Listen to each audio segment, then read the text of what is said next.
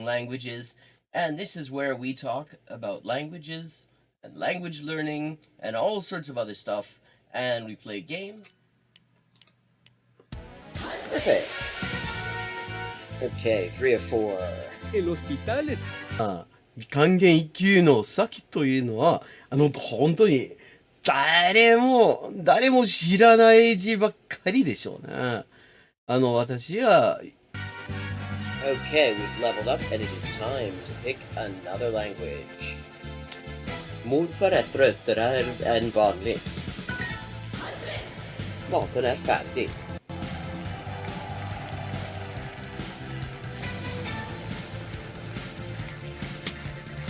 And let's see what we're doing when we get back. Greek. We're doing Greek when we get back. Ben neredeyse her gün okula giderim.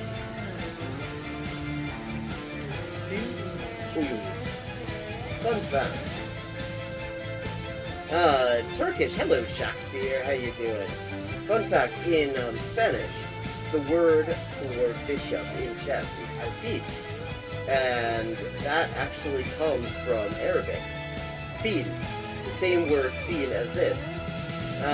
Meaning elephant, because the bishop traditionally was to represent elephant units somehow. Similarly, in Russian, the word for bishop is squab, and that also means elephant.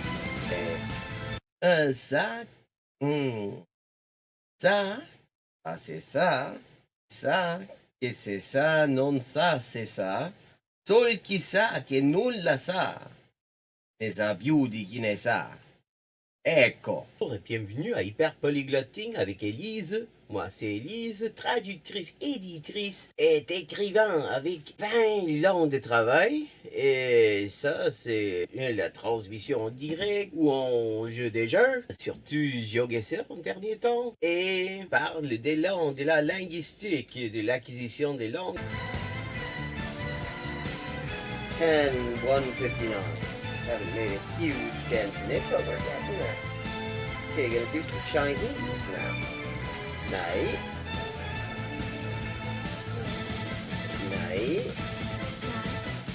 Man. Yen. Yo. 5.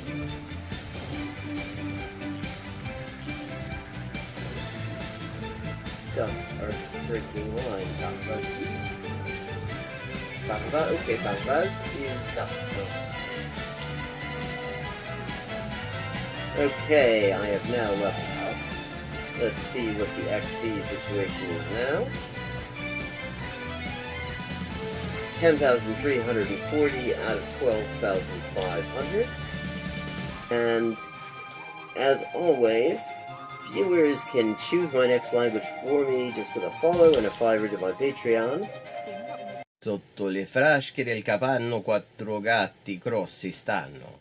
Sotto 4 grossi sassi, 4 grossi e grassi gatti. Un généreux déjeuner régénéré des généraux dégénérés. Un généreux déjeuner régénéré des généraux dégénérés. Facile. Sì, ecco, la gente... è la cosa che mi dice la gente, sempre che scoprisce che quante lingue parlo. Io sempre avevo l'impressione, diciamo, di che non era così, non era tan così, ma poi dopo di aver visto qualche poliglota in YouTube, una delle cose che avevo scoperte era giustamente che la metodologia usata da quella gente poliglota che non avevo mai conosciuta prima, era più o meno la stessa metodologia che usavo io. I buy a computer or what? And here's another example. I like to point these out. For this word for or, but sounds vaguely like Hogun and Hok in Hogun in Korean or Waku in Japanese, and that's because it is the exact same kind of character. Okay, let me see. Un chasseur, ça change chasser. Ses chasser sont son chien de chasse. Der dicke Dach. Okay, der dicke Dachdecker deckt dir dein Dach, drum dank dem dicken Dachdecker, dass der dicke Dachdecker dir dein Dach deckt. Hola y bienvenidos al directo de Hyperpolyglotting with Elise. Yo soy Elisa, traductora, escritora y editora y comunicadora social con más de 20 idiomas de trabajo. Y aquí vamos a estar jugando videojuegos, sobre todo Geoguessr, y hablando de idioma, la mejor forma de aprenderlo y caleta más. Zwei Zwetschgenzweigen zwitscherten zwei tschechische Schwalben. Tres tristes tigres tragaban trigo en un trigal en tres tristes trastos. Oh, I see. This says Diche Ishai Fui, which means do you want food? But yeah, are you hungry? That kind of thing. How are the boys? Cine Tapur. Poso Milao. Pote. Buen ese. Proteína.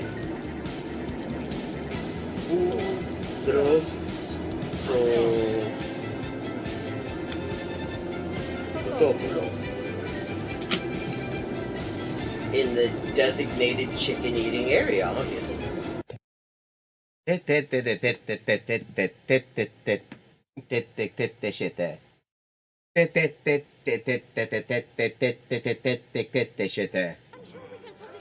Okay, still 3 times I have to defeat him.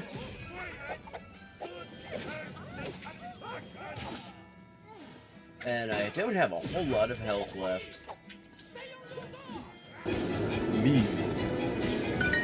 Monsieur. See. Livre. Liwe, livre.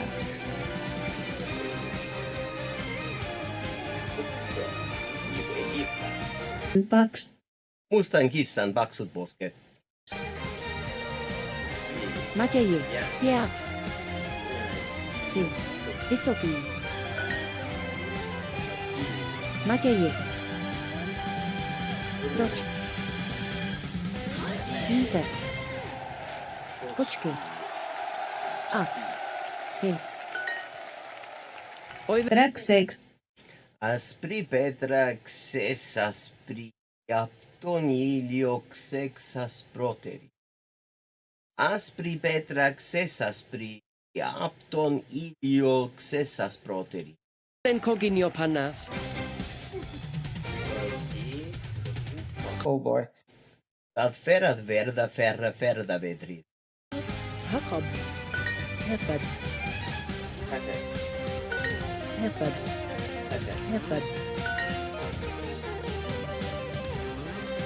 Hefed. Hek. Hek. Hek. Саша Саша по шоссе несла сушку на счастье и сосала сушку. Саша по шоссе несла сушку на счастье и сосала сушку.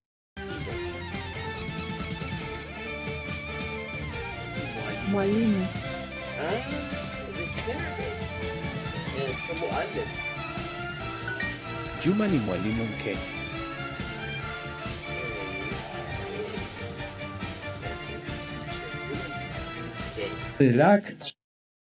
Ирак Чима в чипах, чемп, чавю, ченчи, чини. Чирак Чима в чипах, Чирак Чима в чипцах, чемп, чавю, ченчи, чини. Бакакит альшит. Хикрine. Бакакит альши, хикрine.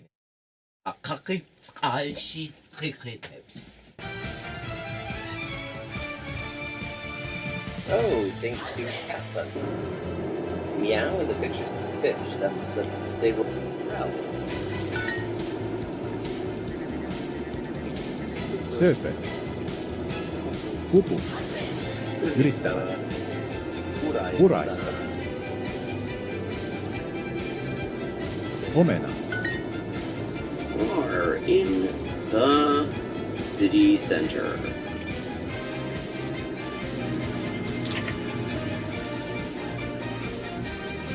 And it's got some interesting aspects to it. 여자는 어느 나라에 있습니까? 여자는 어느 나라에 있습니까? 여자는 어느 나라에 있습니까? Countries or living things.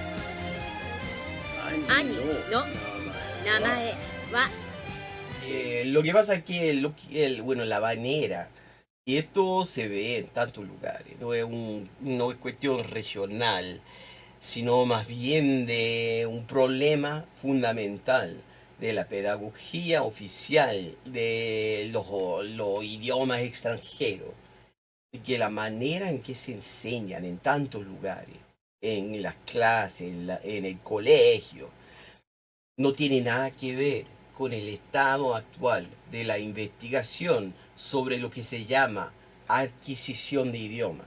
Doesn't, you can try something else. In fact, I would say often you really know you're getting it with languages if you can't really explain why something's right, but you just bloody well know it's right. Hi, and welcome to Hyperpolyglotting with Elise. I am Elise, translator, editor, and writer with 20 working languages, and this is where we talk about languages and language learning and all sorts of other stuff, and we play games. Perfect. Okay, 3 of 4. El hospital 還元一級の先というのは、本当に誰も知らない字ばっかりでしょうね。私は Okay, we've leveled up and it is time to pick another language. Mod för tröttare än vanligt. Maten är färdig.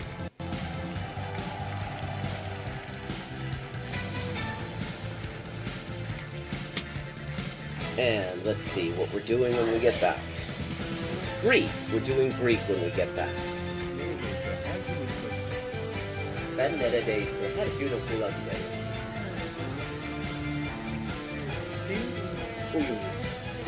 Fun fact. Turkish. Hello, Shakespeare. How you doing? Fun fact, in Spanish, the word for bishop in chess is alfil. And that actually comes from Arabic. Fil. The same word fil as this. Meaning elephant, because the bishop traditionally was to represent elephant units somehow. Similarly, in Russian, the word for bishop is squad, and that also means elephant. Okay. ça, ça, c'est ça, que c'est ça, non ça, c'est ça. Sol chi sa che nulla sa, ne sa più di chi ne sa. Ecco. Bonjour et bienvenue à Hyperpolyglotting avec Élise. Moi, c'est Élise, traductrice, éditrice et écrivain avec 20 ans de travail. Et ça, c'est la transmission en direct ou en jeu des jeux, surtout Geoguessr en dernier temps. Et parle des langues, de la linguistique, de l'acquisition des langues. 10-159. Haven't made a huge dent in it, but we're getting there. Okay, gonna do some Chinese now. Night. Night. Come on. Yeah. Yo. 5.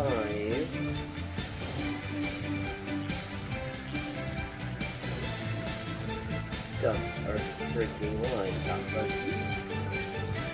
Bakvaz, okay, Bakvaz is duck. Okay, I have now leveled up. Let's see what the XP situation is now. 10,340 out of 12,500. And as always, viewers can choose my next language for me just with a follow and a $5 to my Patreon. Sotto le frasche del capanno 4 gatti grossi stanno. Sotto 4 grossi sassi, 4 grossi e grassi gatti. Un généreux déjeuner régénéré, des généraux dégénérés. Un généreux déjeuner régénéré, des généraux dégénérés. Facile. Sì, ecco, la gente... è la cosa che mi dice la gente, sempre che scoprisce che quante lingue parlo, io sempre avevo l'impressione, diciamo, di che non era così, non era tan così, ma poi, dopo di aver visto qualche poliglota in YouTube, una delle cose che avevo scoperte era giustamente che la metodologia usata da quella gente poliglota che non avevo mai conosciuta prima, era più o meno la stessa metodologia che usavo io. I buy a computer or quack, and here's another example. I like to point these out. For this word for or, quack sounds vaguely like hogun and the hok in hogun in Korean or waku in Japanese, and that proves it is the exact same kind of character. Okay, let me see. Un chasseur, c'est son chassé. Ses chassés sont son chien de chasse. Der dicke Dach. Okay, der dicke Dachdecker deckt dir dein Dach, drum dank dem dicken Dachdecker, dass der dicke Dachdecker dir dein Dach deckt. Hola y bienvenidos al directo de Hyperpolyglotting with Elise. Yo soy Elisa, traductora, escritora y editora y comunicadora social con más de 20 idiomas de trabajo. Y aquí vamos a estar jugando videojuegos, sobre todo Geoguessr, y hablando de idioma, la mejor forma de aprenderlo y caleta más. Zwei Zwetschgenzweigen zwitscherten zwei tschechische Schwalben. Tres tristes tigres tragaban trigo en un trigal en tres tristes trastos. Oh, I see. This is Diche Ishai Fui, which means do you want food? But yeah, are you hungry? That kind of thing. How are the boys? Cocine ta boya. Poso milao. Pote. When is it? Proteine.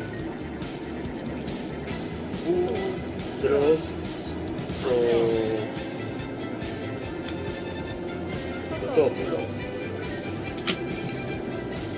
In the designated chicken-eating area, obviously.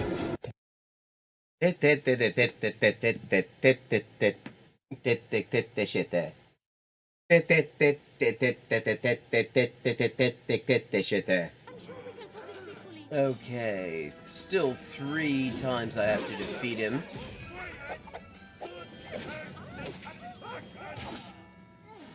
And I don't have a whole lot of health left. Monsieur.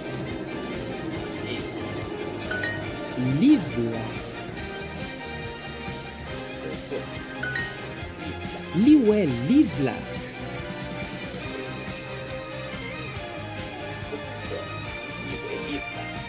Paks. Mustan kissan paksut posket. Matjeje. Ja. Si. Vysoký.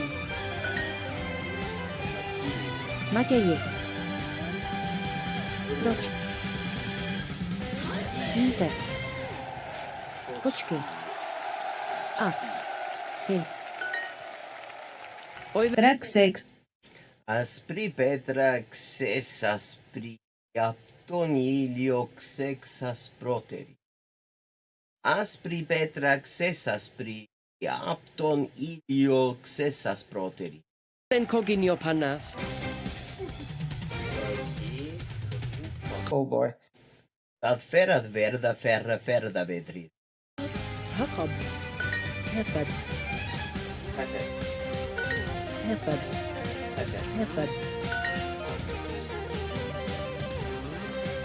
هفد حق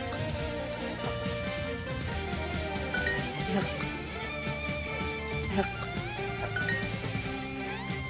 Саша по шоссе. Саша по шоссе несла сушку на счастье и сосала сушку. Саша по шоссе несла сушку на счастье и сосала сушку.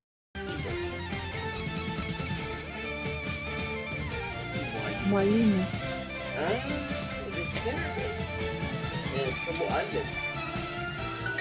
Juma ni mwalimu mke.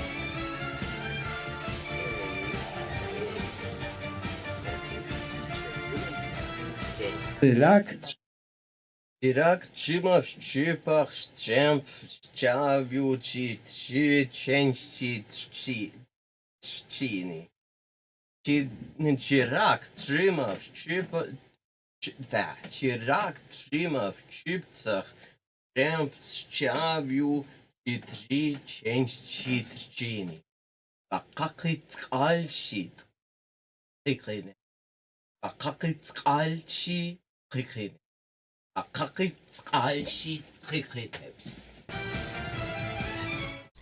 Hello and welcome to Hyperpolyglotting with Elise. I'm Elise, translator, writer, and editor, and YouTube and Twitch creator with 20 working languages, and this is where we look at the best and worst of language YouTube and play some Geoguessr. Shkemi, natural medicine writing. Shkemi. Orlando Pimentel, como vai? Okay, let's get stuck in with some Geoguessr, first of all.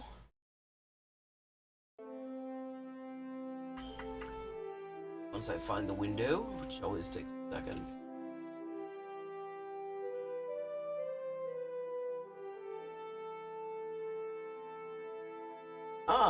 Not bad, and you've more or less exhausted my knowledge of Albanian at this point. I can say shchip, I can say shkemi, and that's kind of it. It's one that I'm quite interested. Oh, and faleminderit. I can say faleminderit. Probably not completely correctly, but I can say it. That's a language I've always been curious about, but never really gotten around learning properly. Okay, what have we got? Cambodian. We're in Cambodia. I can't read Cambodian, but I know what it looks like. Oh, thank you for saying so. Have you watched the stream before? Okay, so we are someplace in Cambodia.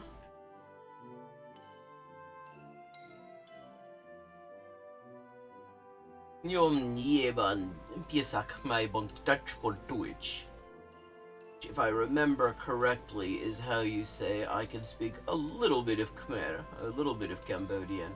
And it really is a little bit. It's like on par with my Albanian, which is to say bloody non-existent. Know what it looks like. So, Cambodia. Let's get it on the big map here. I hate making fine adjustments with an unknown destination on the little Geoguessr map because it keeps on shrinking in inconvenient moments. So, okay, Cambodia. Now, probably, I think... Oh, well, I'm glad you could make it to a stream. And let me just drop you the Discord link as well, if you haven't already got that. That's where we can keep in touch, and where I can also... where you can also, like, make suggestions and things. If you've got ideas for things you'd like me to check out on stream, or, make a video about or something like that, I would love to hear them. Orlando Pimento had a great one last week. We were looking at a video on TPRS 2.0 and what that's all about. And it was an excellent video, and it was really interesting to see what improvements they've made between TPRS and TPRS 2.0, which mostly had to do with reducing the sort of size of the chunks of language that people are being exposed to at a given time in TPRS 2.0, so it's smaller and more digestible, and he showed some of the results he was getting. Oh, so where are you joining us from, Natural Medicine Writing? Never heard of Gansbach beer, but I'm just gonna say, based on experience, we are probably not far from Phnom Penh.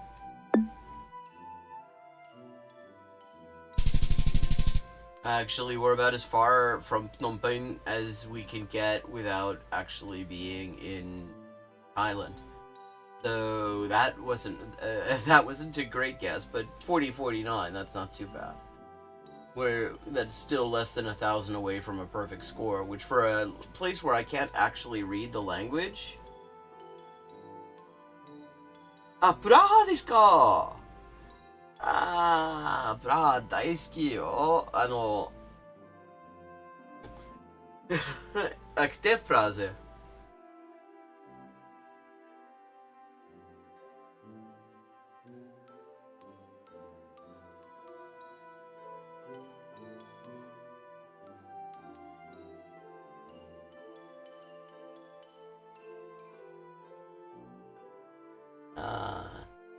Nie wiem smichowe.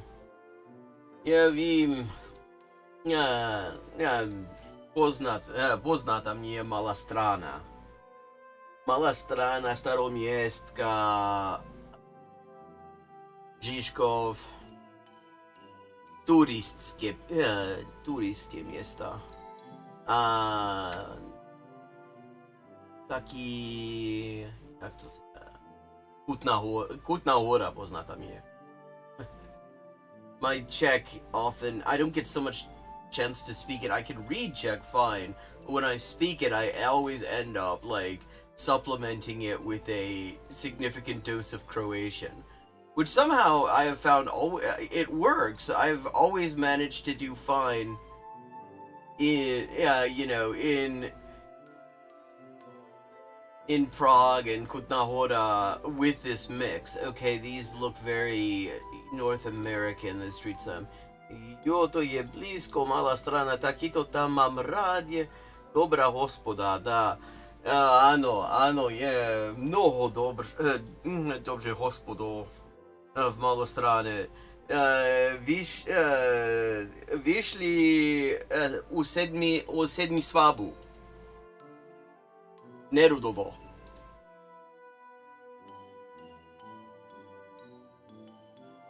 That's one of my favorites. And there's also Churneho Vola, way up on the hill, and I love that place too.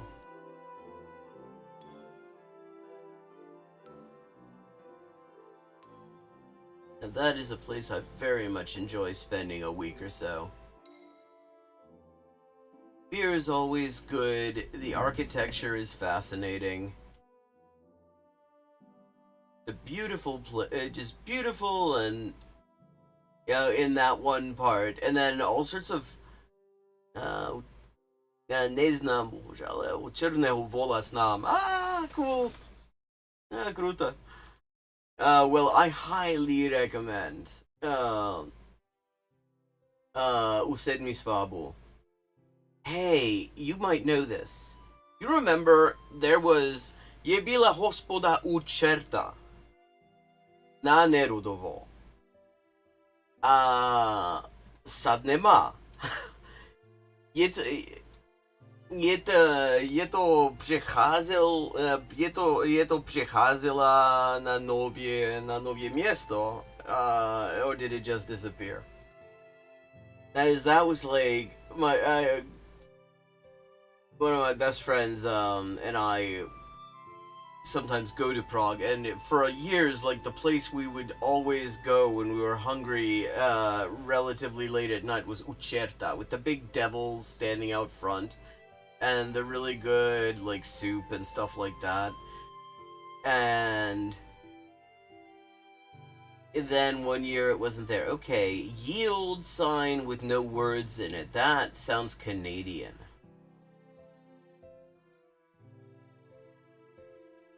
That feels Canadian. Usually they leave the words out of the yield sign up there because there's not really space to do French and English. Speed limit sign would really clarify it. Okay.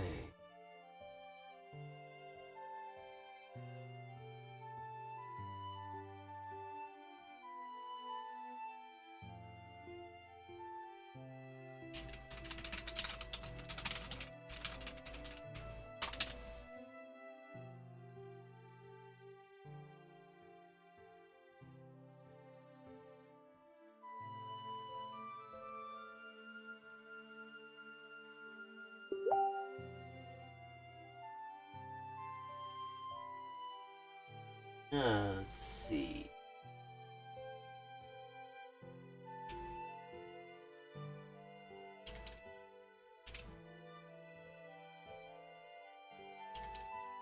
Trouble with suburbs in North America is they are very difficult to tell apart unless you know them really, really well. Then it is a huge pain in the ass to try to tell apart suburbs, because Canadian suburbs, US suburbs, they all look bloody alike.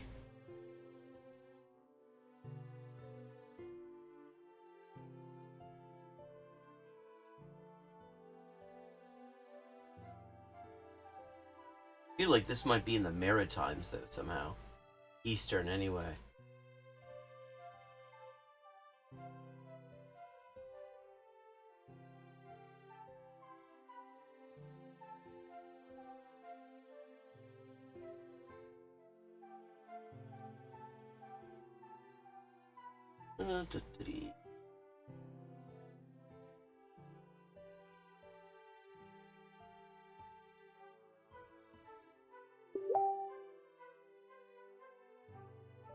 Oh, my friend wants to know how many crowns is a pint in Prague 1 right now?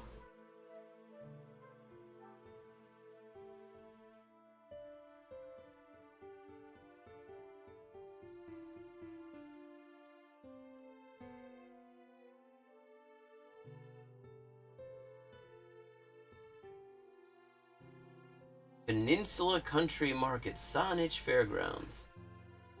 Saanich, again, I mean, that feels kind of... And a recreation. Jurčić Real Estate Team.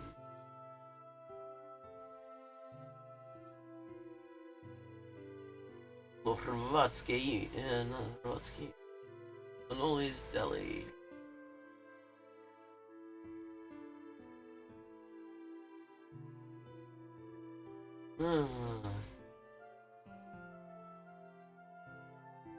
Yeah, I mean, everything's coming up Canada so far.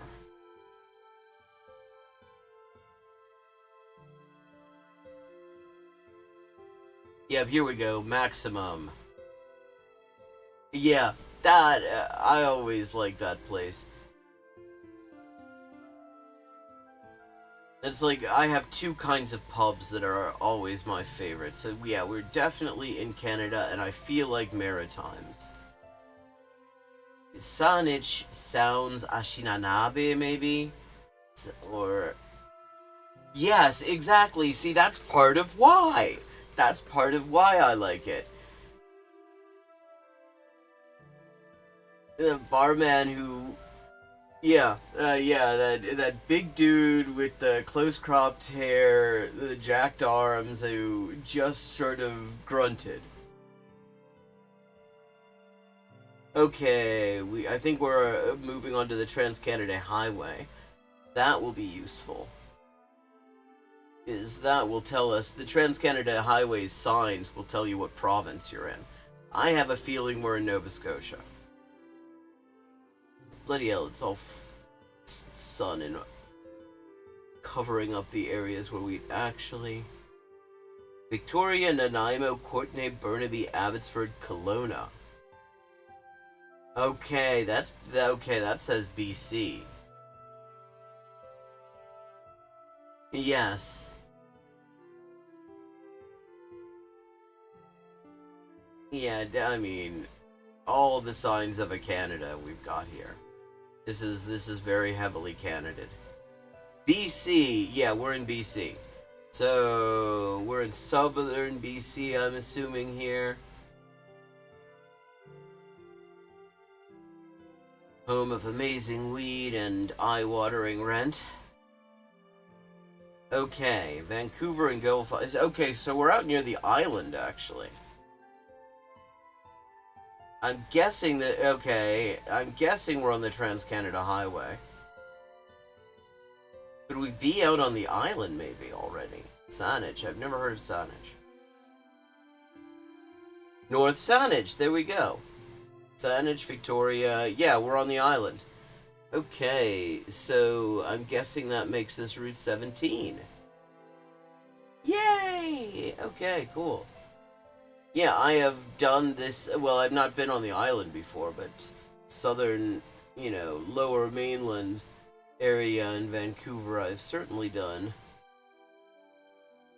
On train. On the train from Toronto to Vancouver, $49.97, not bad at all.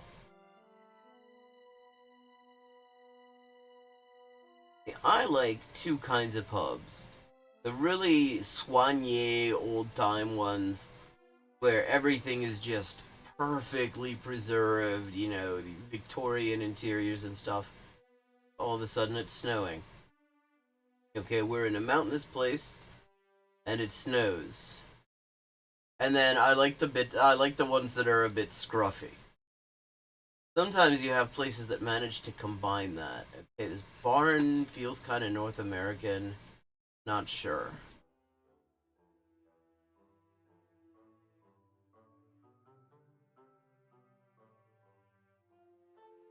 Yeah. Getting sort of a North America vibe.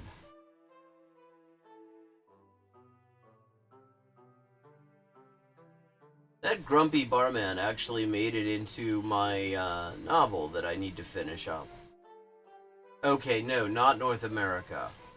Round speed limit sign, so it's literally anywhere but North America.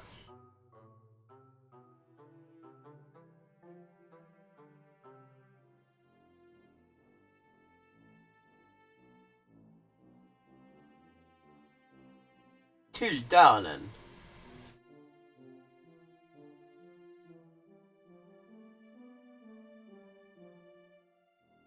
Okay. Tuldanen. I mean, that could be Norway. Norway, I guess that could be Sweden too. I've never heard of it. It's one of these small Scandinavian towns, of which there are many. Weather keeps changing.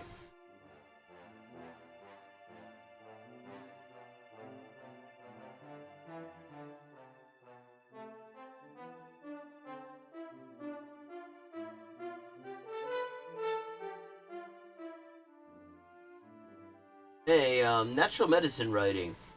Any good Czech TV series to recommend? I mean, part of the why I stumble when speaking is I just don't get to listen to it much. Occasionally watch some shows like using a VPN on Česká televize, but there was only a couple of those that looked really good. Remember one, it's like Comeback?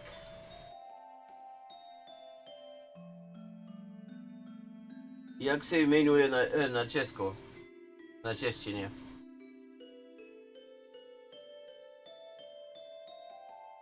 Okay, Tuldanen. It's about a drunkard that likes rock music. That is such a rare character type. You never find drunk people liking rock.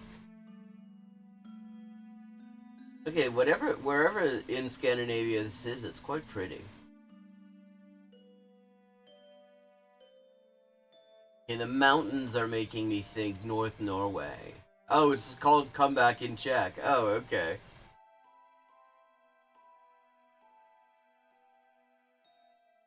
Dude, Dahlem. Okay, I'm thinking Norway.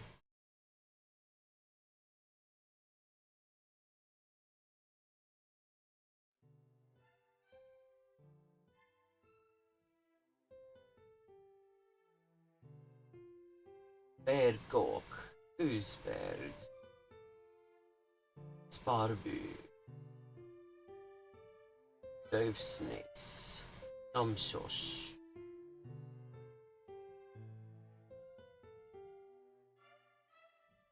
Okay, I'm just gonna take a wild one. Say, somewhere around here. Bollocks. Okay, 3566, not a terrible score. More mountains! Okay, this isn't North America. You don't see coasts like this in North America. Not sure where you do see them, but that painting scheme. Gallina trucha, fui al horno. Estamos en la región andina. They have baked guinea pig, someplace around here. So, pari, yeah, South America. Spanish stop signs. You can always tell broadly what region you're in through, because if it's in Europe, it says stop. If it's in Central America, it says alto. If it's in South America, it says pare. Okay, so we got gallina trucha, qui al horno, estamos en la zona transandina. Estamos, so Ecuador it could be Peru. That's actually kind of the main places it could be, really. Ecuador or Peru. I don't think this is Chile.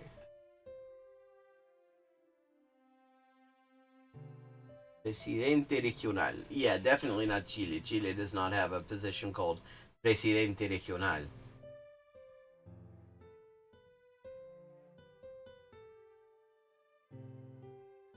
So Peru or Ecuador.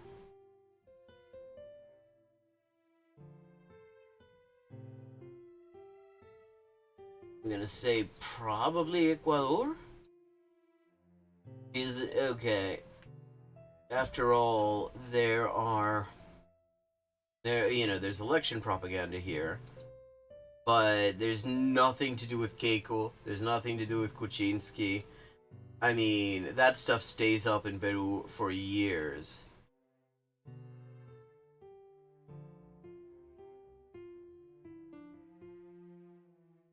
Reducir velocidad.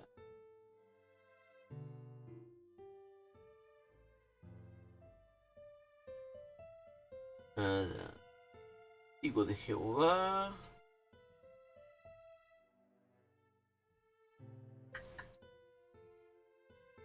A ver, bueno. Ahí nos quedamos.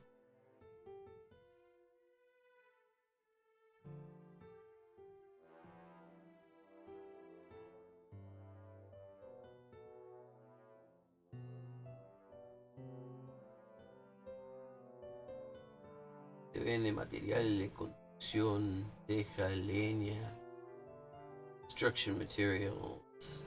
What's this say? Vendo terreno. Okay, it's not Peru. Because in Peru, the currency sign is an S with a slash after it. So we are, I'm guessing, probably in Ecuador. Limatambo. Never heard of it.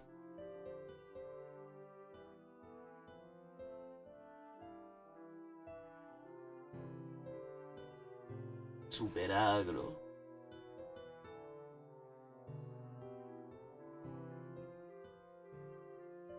Okay, let's get out of Norway.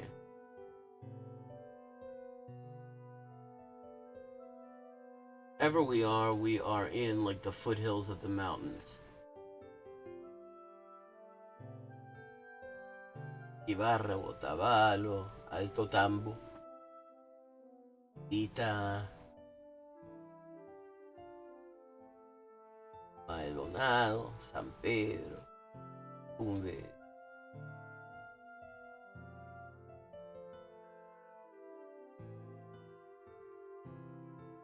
Oh, fossilization. Well, the thing about fossilization is it's not a thing. That is something that is one of the more sort of pernicious things that a lot of language teachers get taught about, and leads them to do the most annoying and counterproductive thing imaginable, which is to, like, slide in and correct people's grammatical errors on the idea that if somebody doesn't jump in and interrupt them and correct their grammatical errors, then suddenly they're gonna, then it's gonna fossilize. And it doesn't work like that. People are adjusting their grammar all the time. And it has a lot to do with, what they're hearing and everything like that. So there's no evidence, really, that fossilization actually happens.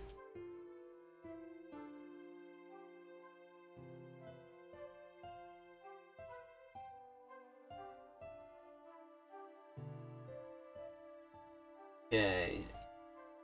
We are someplace in Ecuador.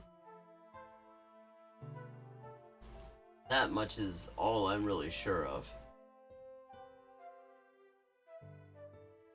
Oh, wait a second, though. No. This isn't it. Okay, we know it's not in Peru because of the currency.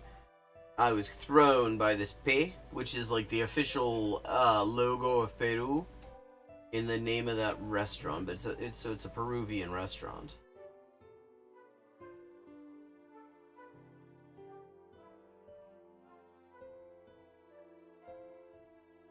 Well, the thing is, it's like, yeah, you'll be hearing input from bad non-native speakers or whatever, but you're going to be hearing, but if you're exposing yourself to a lot of input, you're going to be hearing input that is also al servicio del Perú profundo. Weón. ¿Estamos en Perú o no estamos en Perú, weón? Because, okay, there's lots of Peruvian stuff going on.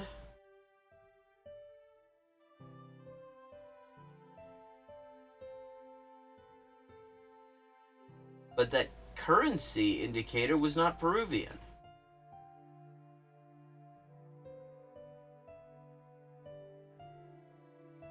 And there's a Peruvian flag even.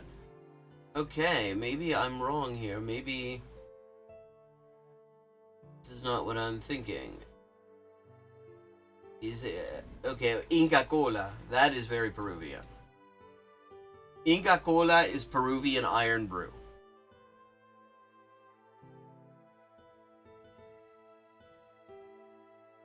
Okay, a ver. So, vamos a sacarnos entonces de Ecuador. Las Lomas. Okay. Wherever we are in sort of the more mountainous region.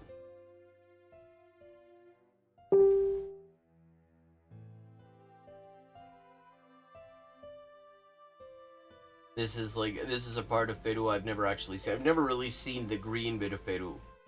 I've always seen what you see going south from Lima, which is just desert. Desert and some absolutely beautiful coastline.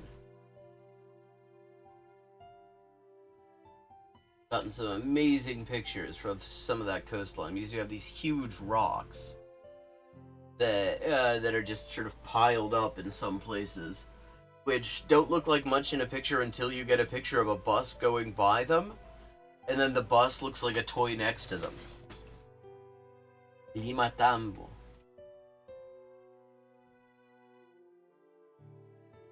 Ircay, Huancavelica, Ocobamba, Uripa,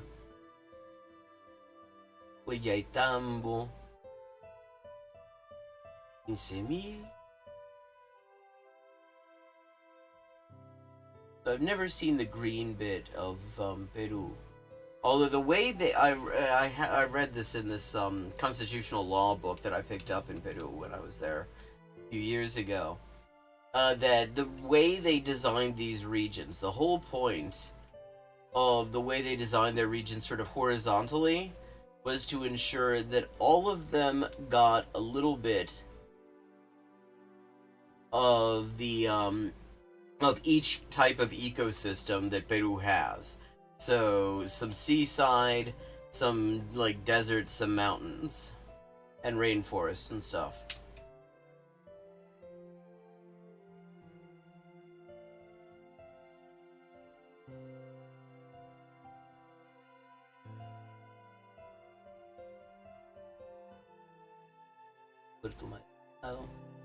All of the place names that were listed on that list of cities were towards the south, by Arequipa and Ica and Pico and all those. I'm thinking wherever this is, it's probably not far.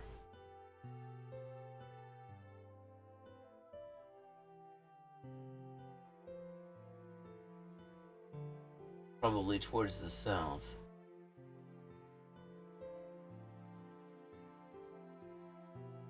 Oroya, Santana, Huancayo.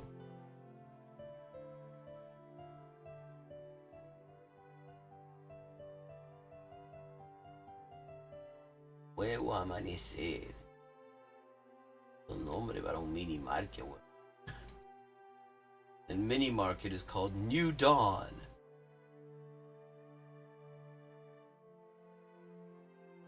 Just seems very ambitious for a corner shop. Abancay, Nazca, Lima. Okay, so that tells me... Okay, let's see. Where's Abancay? Okay, there's Abancay. So... Vilcas Guaman. Guaya. Wherever this is, we're probably not far from Abancay.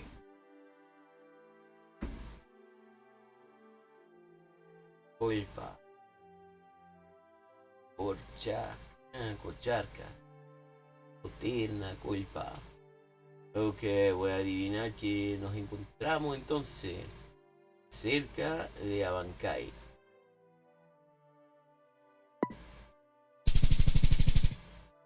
Y así es la weá, pues. 4806, not bad.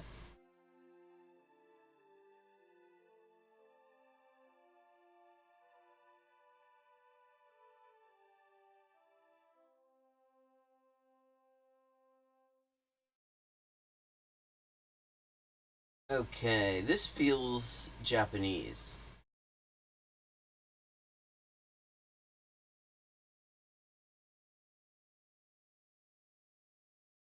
Yep, Japan.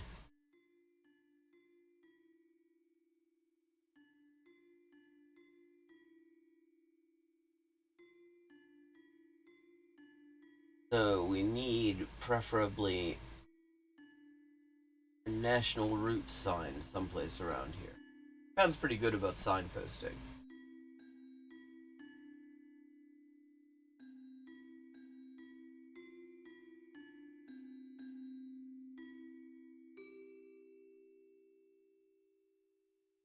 Ah, that is backlit. It's very hard to read.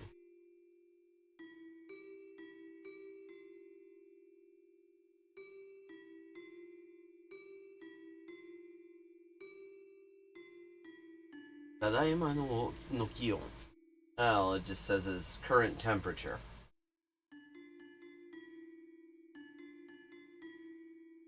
Okay, so we're on a railway line.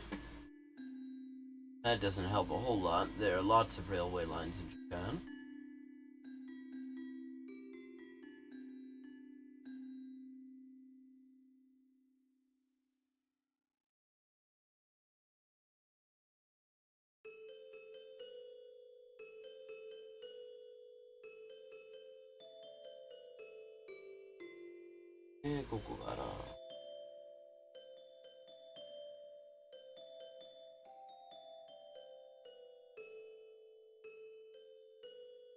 Okay, we seem to be coming into some sort of municipality here.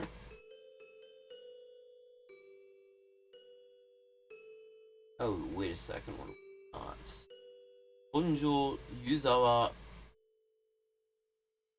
国道108号線 Okay.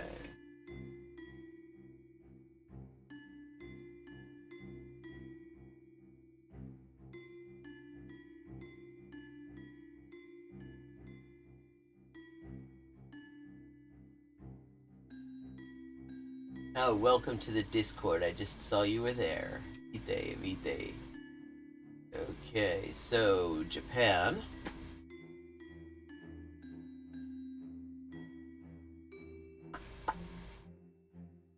Okay. We're looking for 108.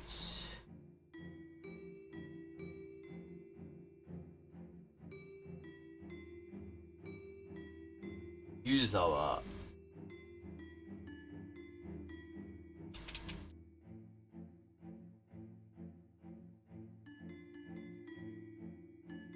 Yeah, fossilization is really not something to worry about because there are all sorts of correcting influences.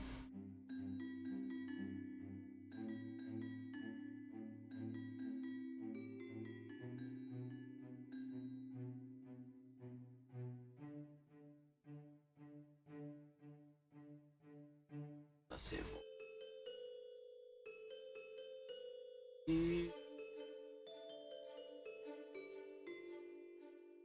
So,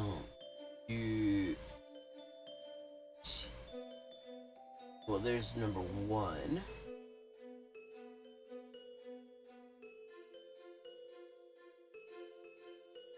Nagoya. That's a place I'd like to get back to. Okay, 151. What was the number we're after?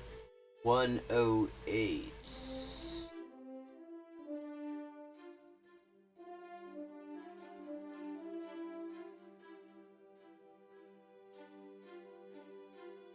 $156. 417.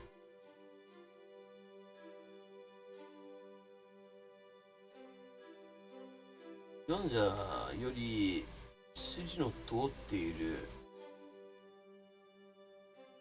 国道番号制度がありますから、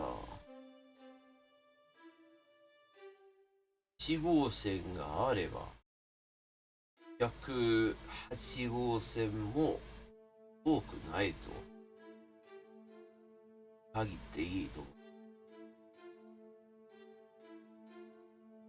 さあ、もうなくなっとる。いや、違う。1号線。There we go. There's number 1 again. 139, 137.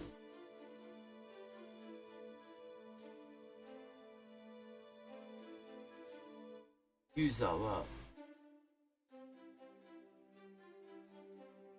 近くに108号線がある。26. 118, okay. Going down in number here. That seems like it's progress. For this purpose. Wait, did we lose the 100s again? No, wait, here's 121, 118, 13, 113. 会えないし。112 108 108号線だよ。あったぞー。 Okay, so now we need to find 百合本庄。本庄って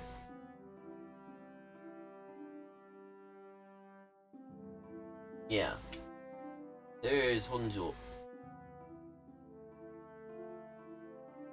秋田がユーザーじゃなく探してるユーザーだろう。74 kilometers from OK あったと思う。秋田の近く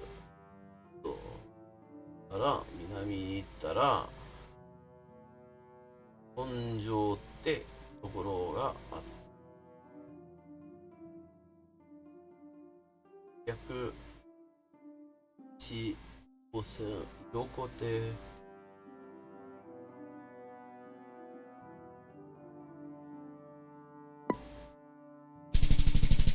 4989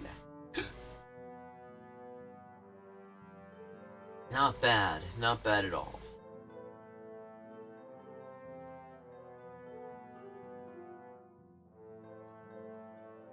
Okay, we're in Vienna. Stimulakgasse.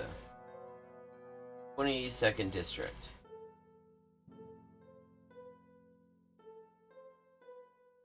Let's see what we've got in our videos to look at while we're doing that. I had was looking for some Hindi comprehensible input. Hindi is another language I work on and off. One where I have sort of a decent foundation in it, but not beyond that. You know, I have difficulty actually getting beyond that. I can hold a conversation in English fairly well, and I found a channel called Comprehensible Hindi. That looked like it might be worth checking out. What's everyone think, chat? You want to check that out? Well, we figure out the 22nd. The annoying thing about Google Maps is they do not include the numbers of the districts in Vienna. They give the district numbers in Budapest, which uses the same system of numbered districts that also have names. But in Vienna, they have the names but not the numbers. I find that extremely annoying, because I've never memorized all the names of the bloody districts.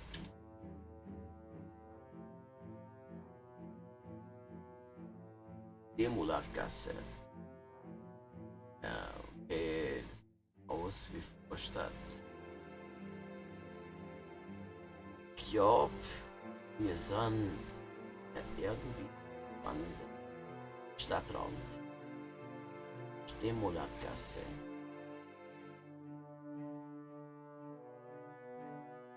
Okay, we're in sort of lowlands. We're not on the mountains here. And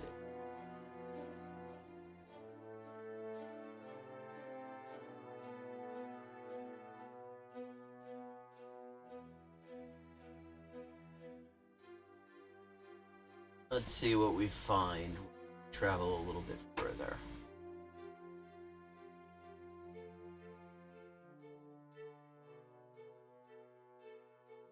Yeah, I mean, this feels like the edge of town. This does not... We're definitely not in central Vienna here. Definitely peripheral. I do not see the Danube anywhere nearby. I don't see the Kahlenberg either. It's amazing mountain overlook. Dukowitzgasse. 22. Bezirk. Autobushaltestelle. Bolzgasse. Ja.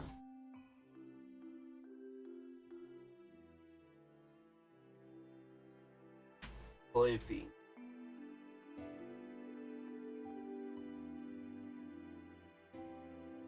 Binz. Come on.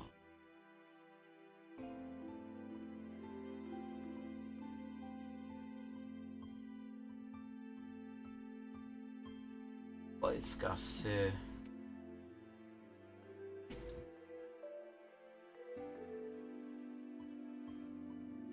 Gasse.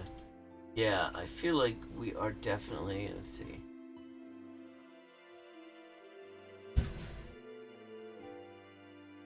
Rodauer Straße, Üssegasse, Eichsburger, Birksgasse, Nestelberg der Gasse, Jennerplatz, Winzer Straße, okay.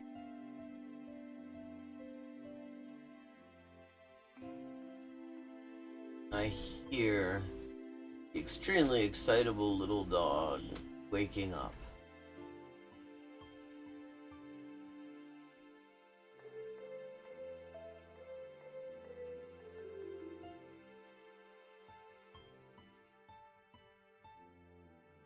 Ochsenkopfweg. Lustgasse.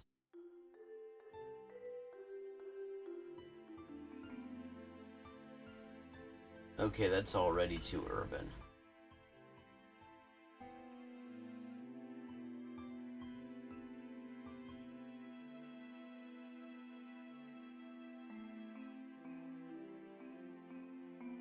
Allenberger Straße.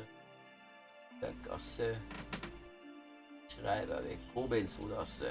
Ah, that's all the way up to the Kallenberg, but there's no sign of elevations here. It's very flat, so I don't think it's there. Kellergasse, Bisamberg. Rebersdorfer Straße. Flandorfer Straße. Steinweg. Hochfeldstraße. Birnlgasse. Ganzenweg.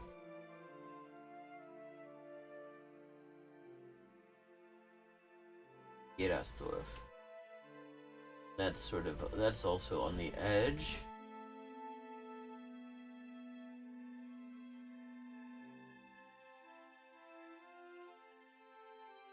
Wien 22.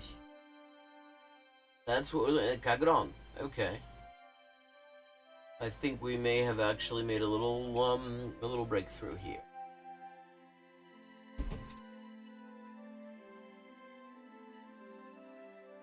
Gasse. Autenweg.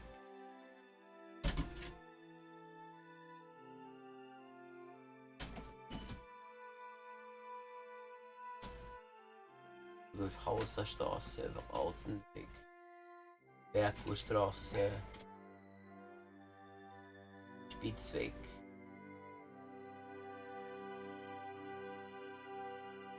Giebelgasse, Rennbahnweg. Breitenleerstraße. Okay.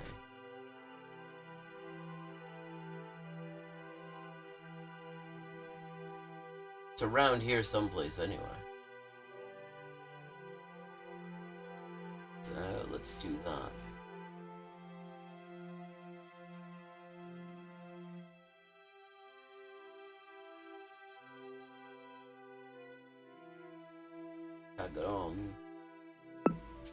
Around here someplace.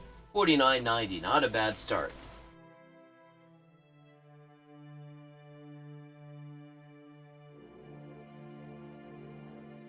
Okay, let's see. This is super beginner Hindi, so and I'm curious about that.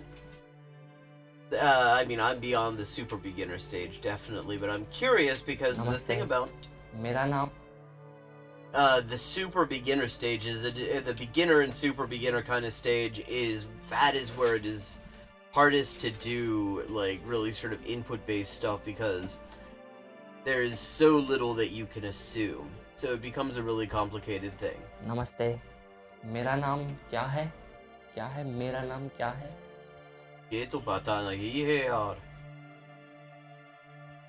मेरा नाम पवन है. हाँ, इस पवन. Video में आपका स्वागत है. आज इस वीडियो में मैं आपको हिंदी में कुछ चीज़ों को समझाऊंगा. हिंदी में. हाँ, पहली. Okay, this is describing random objects. Now I'm curious, chat, as people who I imagine haven't learned Hindi. I'm guessing there's nobody in chat who's done Hindi before.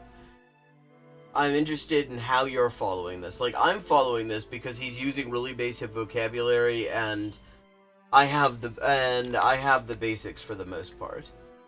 Let me see. Do we have? Oh, okay.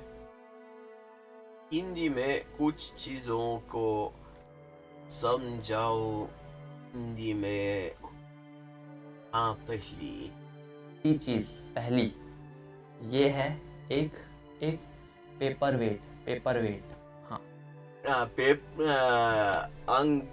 Paper wait का नाम हिंदी में paper wait है. So in Hindi, the word for this thing is paperweight. It is.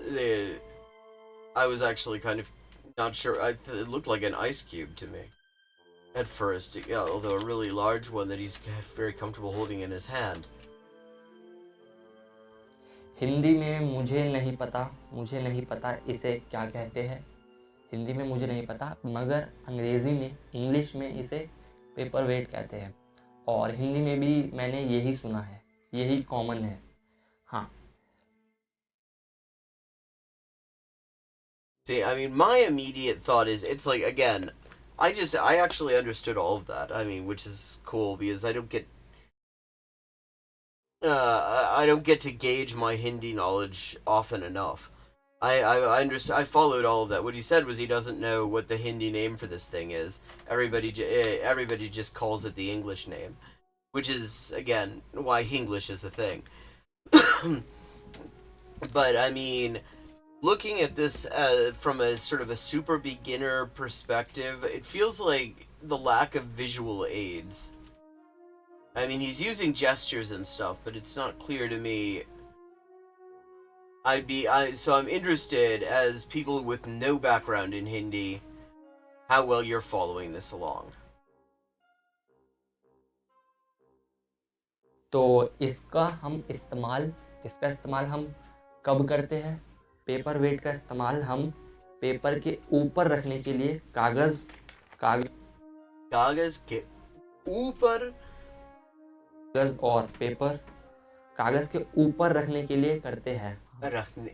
कागज के ऊपर रखने के लिए पेपर वेट तो कागज के ऊपर लाग जाता है. हाँ, पेपर वेट को हम कागज के ऊपर रखते हैं, नीचे. Okay, he's already addressing my question about the visual aids. नीचे नहीं रखते, ऊपर. नीचे ऊपर रखते हैं. क्यों हम पेपर वेट को ऊपर क्यों रखते हैं? ताकि पेपर उड़े ना. इसलिए हम पेपर वेट को कागज के ऊपर रखते हैं, ऊपर. Okay, I'm not going to explain any of that. I'm curious, how much of that did you follow when you when I say paper weight to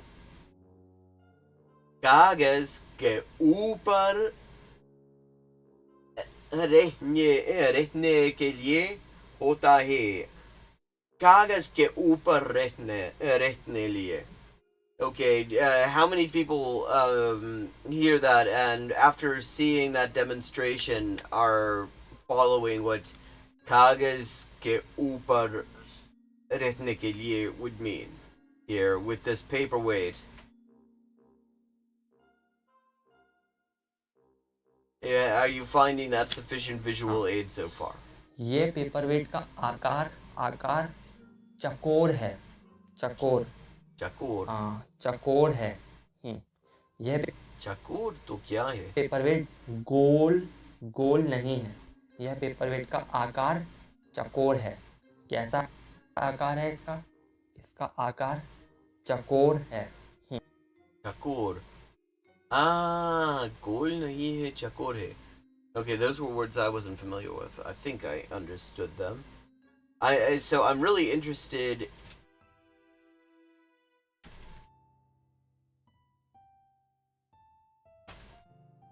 Yeah, you got it. Actually, I wasn't familiar with either of those words that he used either. चकोर. दूसरी चीज ये है एक गेंद या फिर ball. गेंद बॉल. यह एक बॉल है, गेंद है. यह गेंद कैसी है? यह गेंद गोल है ना? गोल है. Okay, yeah, गोल है. पेपर वेट गोल नहीं है, चकोर है. ये गेंद, ये बॉल गोल है. हाँ. Okay. Yeah, I mean, you got it, Orlando. That is exactly what he's talking about. मगर ये पेपर वेट गोल है? नहीं. नहीं क्या ये यार. पेपर वेट गोल है? नहीं. यह पेपर वेट चकोर है. चकोर. Okay. Chakor. I'm realizing how that comes. I think is char in Hindi is 4. Chakor. I'm guessing kor is like side or edge or something like that. Chakor, 4 edge or something like that. My just guess. I had not actually heard the word chakor before. और यह ball, यह गेंद कैसी है? यह गेंद गोल है. गोल. हाँ. इस गेंद में बहुत सारे रंग है. रंग. रंग.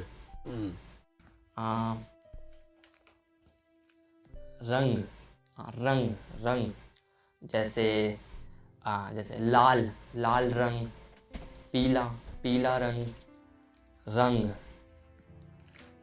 तो इस बॉल में, इस गेंद में बहुत सारे, एक नहीं बहुत सारे रंग है। हाँ, Okay, did you follow that? Yeah, anyone want to venture what a guess as to what he's talking about there? I figure out. Okay, what's this? Nascimento Rio Marina Lucense. Okay. Acho. No, eh?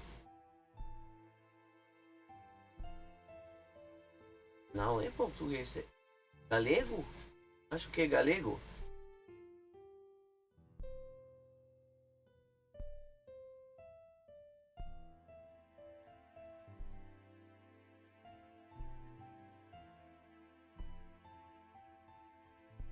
Definitely does not feel Brazilian. Practically feels French. यह कौन सा रंग है? कौन सा रंग है? यह है लाल रंग है, लाल Lal. लाल लाल रंग, लाल रंग। I have to say the YouTube subtitles are doing a pretty good job with this. Lal rang, lal rang, rang. Oh, यह कौन सा रंग है? कौन सा रंग है? yellow. यह पीला रंग है, पीला Pila. पीला। यह कौन सा रंग है? यह नीला नीला। Hey, JK. Oh well, he's actually kind of doing that, it seems. But yeah, that is what he's talking about. He was saying this is a colorful ball. There are lots of colors, and now he's introducing the names of them. Lal, pila. नीला रंग है, नीला, पीला पीला नीला। Nila. यह कौन सा रंग है? यह Safed? यह सफेद रंग है, सफेद Safed. सफेद रंग। हाँ, और यह कौन सा रंग है? यह कौन सा रंग है? यह काला रंग है, Kala.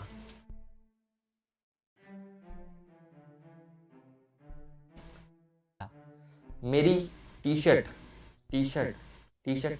See, again, Hindi is full of words that are just in English. Everybody just says them in English. T-shirt.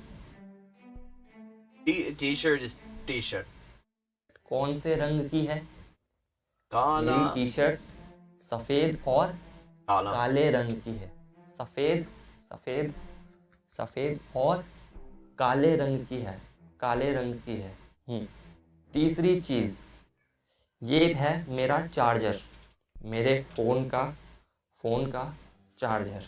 हाँ, Okay, that should be an easy one because half of the words in that sentence were actually English. Conselhos. Okay.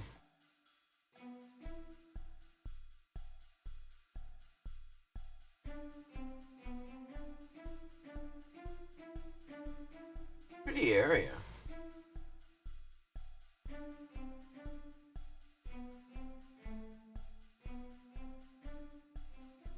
Não, acho que a gente fique no Portugal. Acho que é Galícia. Não sei. Segura.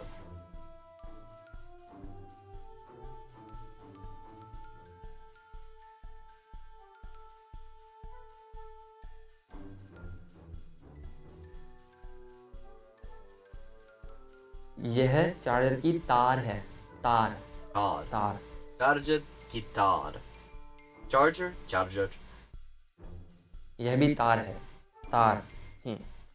यह एक तार है, charger की तार। तार। इस charger का रंग Oh, कौन सा? interesting.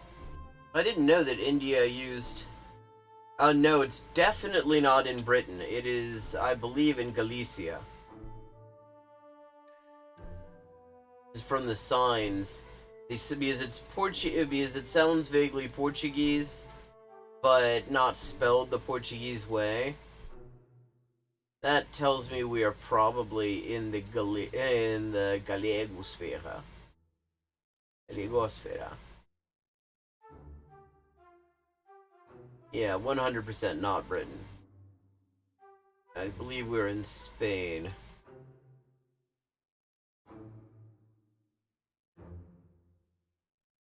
Oh, wait, that was a sign.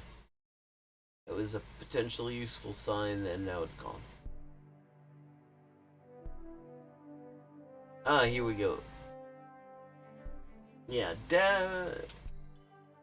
okay.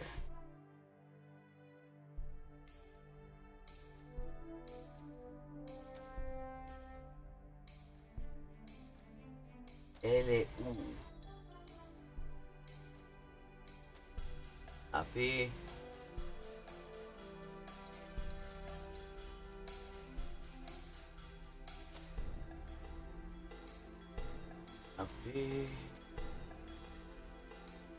LU. Yeah. Puro por LU.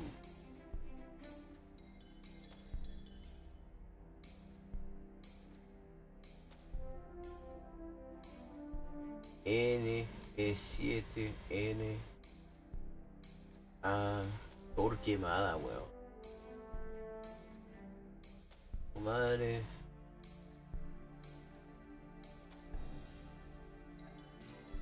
A G. A P. N. Ah, no sé, po. L, E.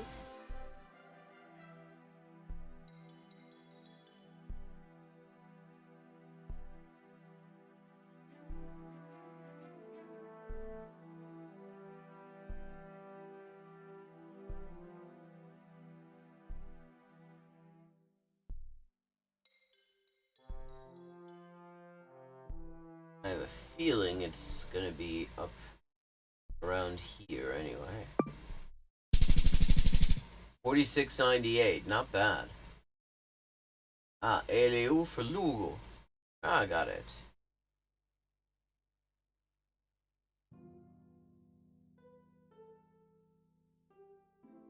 Yalcun. Türkiye.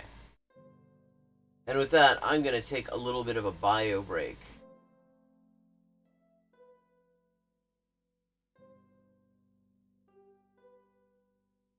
I will be back in just a couple of minutes.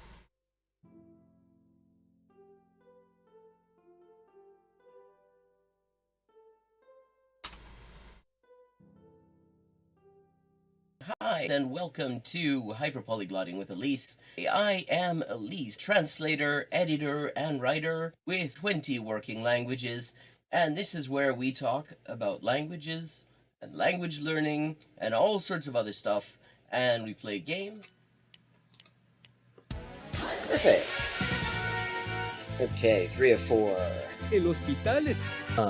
還元一級の先というのは、本当に誰も知らない字ばっかりでしょうね。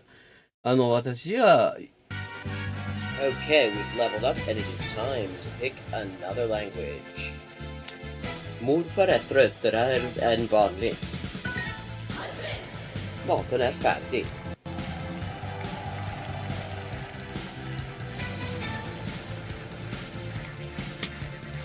And let's see what we're doing when we get back. Greek. We're doing Greek when we get back. Ben neredeyse her gün okula giderim.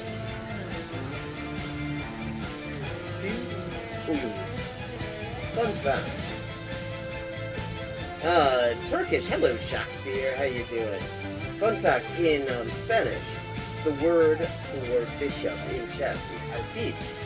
And that actually comes from Arabic. Fil. The same word fil as this. Meaning elephant, because the bishop traditionally was to represent elephant units somehow. Similarly, in Russian, the word for bishop is squad. And that also means elephant. Ça, ça, ah c'est ça, che c'est ça, non ça, c'est ça. Sol chi sa che nulla sa, ne sa più di chi ne sa. Ecco. Bonjour et bienvenue à Hyper Polyglotting avec Élise. Moi, c'est Élise, traductrice, éditrice et écrivain avec 20 ans de travail. Et ça, c'est la transmission en direct ou en jeu des jeux, surtout Geoguessr en dernier temps. Et parle des langues, de la linguistique, de l'acquisition des langues. 10-159. Haven't made a huge dent in it, but we're getting there. Okay, gonna do some Chinese now. Nei.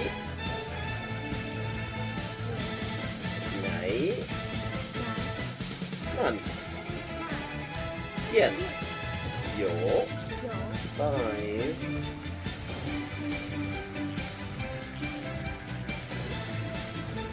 Ducks are drinking wine. Bangba, okay, Bangbas is duck. Okay, I have now leveled up. Let's see what the XP situation is now. 10,340 out of 12,500.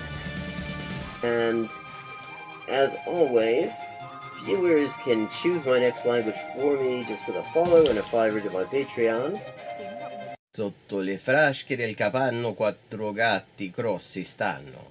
Sotto 4 grossi sassi, 4 grossi e grassi gatti. Un généreux déjeuner régénéré, des généraux dégénérés.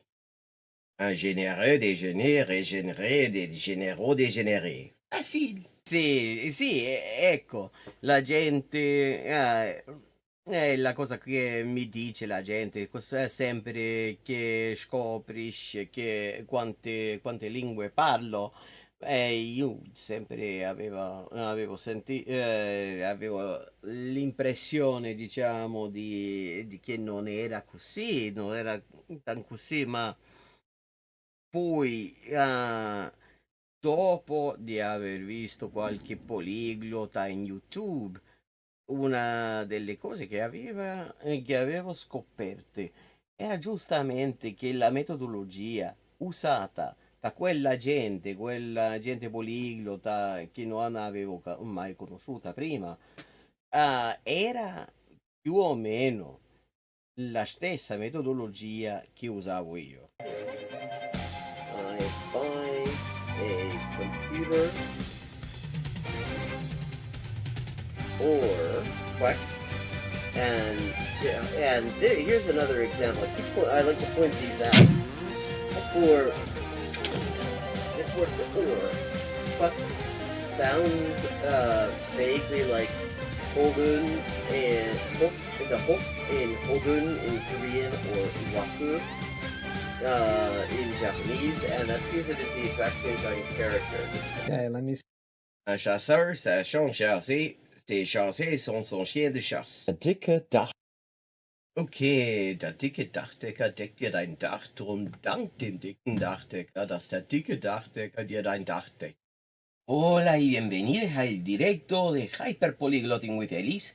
Yo soy Elisa, traductora, escritora y editora y comunicadora social con más de 20 idiomas de trabajo.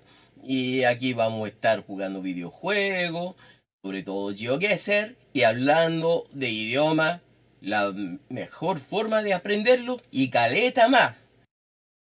Zwei Zwetschgenzweigen zwitscherten zwei tschechische Schwalben. Tres tristes tigres tragaban trigo en un trigal en tres tristes trastos. Oh, I see. This is Diche Ishai Fui, which means do you want food?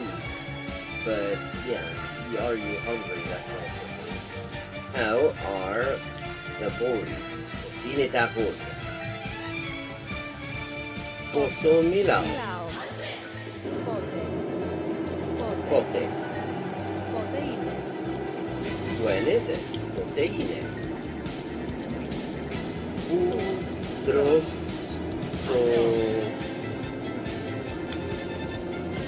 popolo. In the designated chicken-eating area, obviously. Okay, that was excellent timing, it turns out, on my part. Hey. Oh, Orlando, are you asking me, or are you asking Joe, or... I've got a few that I am working on and off on. Hindi's one of them. You see, Zulu I've been doing a fair bit with lately. And then, let's see. Hey, Riveroon, good to see you. Good timing, I just got back from a little break. Which was a well-timed break. Because I was, oh, let me just drop the link into chat. Of this video. I was going out and it turned out my mother was already watering her stuff, which meant the hose was all ready for me to water my stuff. So that was kind of perfect. And this is a channel called Comprehensible Hindi. He's just doing sort of basic, super beginner Hindi. है कौन सा है? इस charger का रंग सफ़ेद है, सफ़ेद। यह चार्जर काफ़ी भारी है, भारी, उफ, भारी, जैसे पेपर वेट की तरह भारी है, भारी, हल्का नहीं, बहुत भारी, भारी है, बहुत भारी है। चौथी चीज़ या पांचवी, चौथी, पता नहीं। ये है remote. I mean, this is one of the sort of easy things about Hindi. One of the things that makes Hindi easier is that a lot of words are just English words. They're very receptive to just throwing random English into Hindi.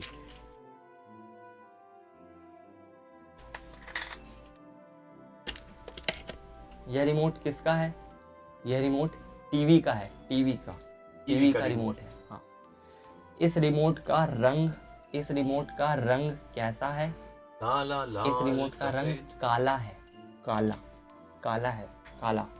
यह remote काफी पतला है, पतला। मगर यह remote काफी मोटा है, मोटा है। और ये वाला So I'm curious, my Hindi is sort of mostly beyond this level. I have a lot more vocabulary than I think he assumes.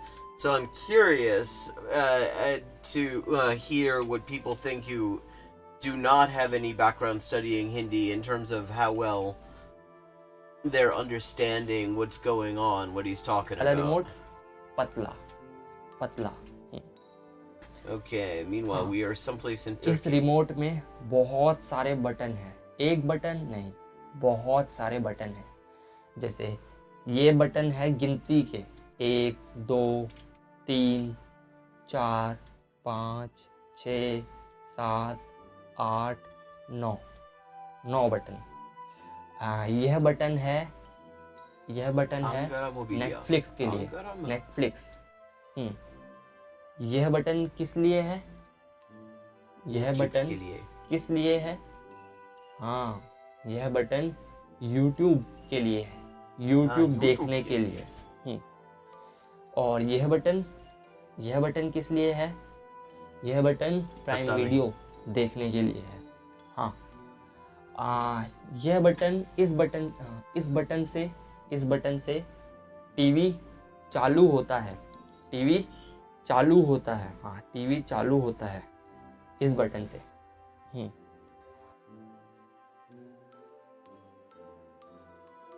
Oh, I am absolutely not against learning more than one language at the same time. I sort of just alternate. I go where my energy is on things when it comes to learning things, especially. So if I get bored with something, I switch over to something else and I work on that, so that I never am really forcing myself to do a thing if I don't have to. And it means that I always come back refreshed when I come back.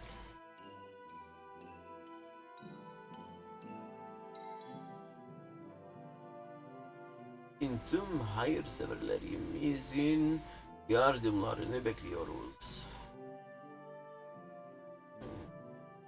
Turkish is another one that I work on and off. Yükselir alışveriş mağazaları. Yeah, a little bit. Like right now, one of the things I'm doing is just sort of learning to compose stuff. Belki de Ankara.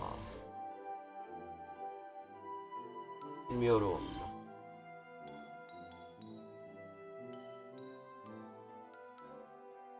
One of the things that we know from like Krashen's work, from Krashen's research and the research of people working along the same lines, is that stress actually is toxic to language acquisition. So the lower your stress level in the process, the better your results are likely to be. The more you're really engaged with it, the more you're really into it, and the less stressed out you are, the better you're likely to do. And so the way to keep it fresh is just to, you know, be willing to put in a hard break if you get bored with it, I find. I mean, of course, sometimes there may be constraints that require you to push yourself more, but I've never been in that particular situation.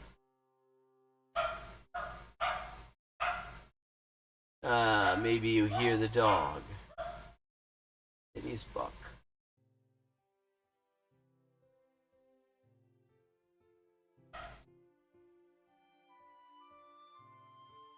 Ah, that was the wrong thing.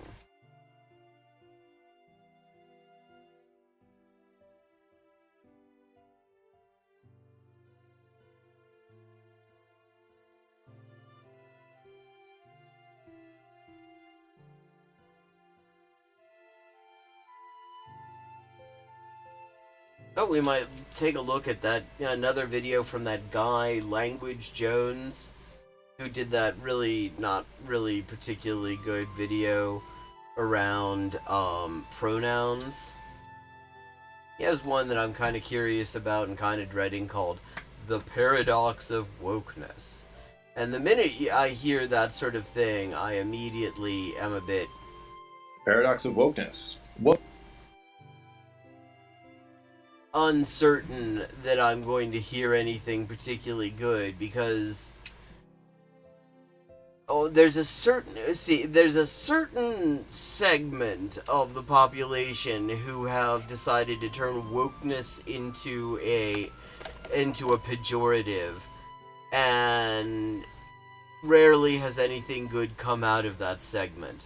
Paradox of Wokeness. Woke is one of those words that immediately triggers strong feelings in almost everyone who hears it. College campuses have gone woke. There's woke racism. Wokeness, depending on who you ask, is either out of control or not a thing at all. There's also... I mean, okay, we're already starting out with this thing where it's like, yeah, it's both sidesness. And maybe, okay, I'm gonna give him a chance. Maybe he salvages this and this ends up not being something as terrible as that video on pronouns leads me to think it might be, but... Also a paradox at the heart of the word that very few people are talking about or even aware of. So today, I'm gonna dig into what I call the paradox of wokeness. It's not what you think it is. Okay, that would be good, because I immediately think it's going to suck. This isn't going to be a video about how the performatively woke are hypocritical, or about how those decrying wokeness are playing their own identity politics game. I mean, those are... I don't like the way he sets up the polls of these discussions and suggests that they're sort of equally unreasonable or something. But if it's not about those things, maybe it will be about something decent. The paradox of wokeness is much subtler than that. I'm Dr. Taylor Jones, and this is Language Jones. Wokeness, as a term, burst into American mainstream consciousness a few years ago and has spread globally. Yeah. And when it burst into mainstream consciousness, that was already when it was starting to be sort of transformed into a pejorative. Before that, it was very common in African American vernacular English, AAVE, and it tended to be a positive thing. It was a term that was used to indicate that somebody knew how knew how society worked and stuff like that. Knew about, power structures and stuff. Sometimes, like a lot of words, it was used in sort of dodgy senses and actually, decent ones and stuff like that. It had a broad usage, but when it started to enter mainstream consciousness is around the time that reactionaries immediately started turning it into a description for everything they hate. The French have unsurprisingly published a painfully French academic musing about le wokisme. Any cursory search will tell you the obvious, that it came from African American English, that it signifies being aware, and more specifically aware of injustice, and even more specifically aware of systems that lead to injustice. So it's in the same general intellectual strains of... Okay, which already, better than 99% of videos I've seen that talk about wokeness or wokeism, which is even worse. Anytime you hear wokeism, you're in for some bullshit. Okay, little suburban. So far, it could be North America, it could be Australia, it could be a lot of fucking places. Let's see, what color are these street signs? They're the street name signs. They gotta be some around here. Okay, this feels California, but I'm reserving judgment because there are bits of Australia that look like California. Oh, we got a phone number coming up. It's too blurry right now. The number of digits will help lit. 888-891-6857. 801, Danny Gutierrez. Okay. Southwestern U.S. is my thought. These hills feel Californian. This critical race theory, which is a legal theory about the creation, perpetuation, and enforcement of racism in legal structures that situates both race and racism in institutions and... Okay, I have to hand it to him. This is actually a very good joke about Florida. CRT, HRT, if it's got an RT, it's not allowed. I'm nothing if not fair. That was a good joke. And again, my expectations at this after that last video are so bargain basement that the fact that he's using accurate definitions for things already is a serious improvement over what I was expecting. Because that pronouns video that bottomed out my expectations. Structures and laws rather than individual prejudice and one-off interactions. I remember being flattered to be called woke by the dude who sold me a flat brim hat with Juan Carlos in the back of it in like 2013 because it literally had not entered the mainstream, and stay woke is the second highest compliment a white guy could get from a black man at that time after stay black. Okay, again, the time period he's describing, that's accurate. What he's saying here is accurate. This is around the time where there were, I remember lots of memes were going around. One of them was like, honey, is the baby awake? And, the next panel, she's going into the baby's room, and the baby says, capitalism is based on exploitation. And she comes back and she goes, oh, no worries, baby's woke as fuck. That was around that time. Okay, so again, in terms of situating this in time, I doing a pretty good job. I will give him this. I try to be fair. There's still there's 9 minutes left. There's time for him to fuck this up, but so far better than expected. In case you've been living under a rock, the term has morphed significantly. It is now used largely as an epithet indicating not just interest in social justice, good, but a sanctimonious, uninformed, ignorant, hypocritical mob mentality that reproduces racist structures and hierarchies while claiming to fight them. As I said, he would have time to fuck this up, and here he's doing the sort of both sides, because it didn't morph. Okay, the term did not just morph on its own. Terms do not have a life of their own in that way. It was very systematically morphed by a certain group of people, namely people who did not like people to be looking into systems of power and injustice because those systems suit them and they make a lot of money defending them. And it wasn't that, it just organically got this meaning that he described. There was a lot of money put into promoting this sort of negative meaning, all on the part of reactionary assholes and their massive, very well-funded propaganda apparatus. Yeah, I'm pretty sure we're in SoCal. It feels Southern California. I mean, everything about it.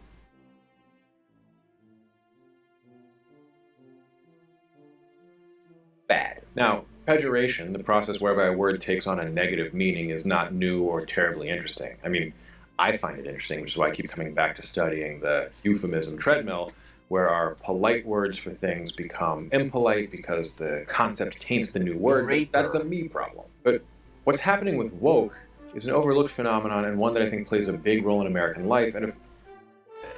And I mean, the question is he going to acknowledge that this is not just a random phenomenon? It is, it isn't just some sort of organic development. It has been a very, very deliberate effort.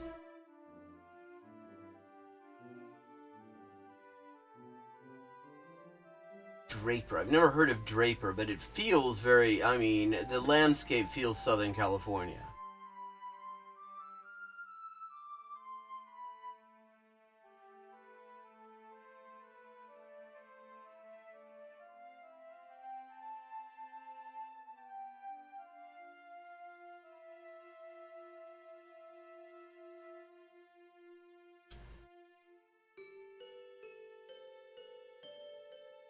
Of course, in the book. Is he going to break the red flag counter again?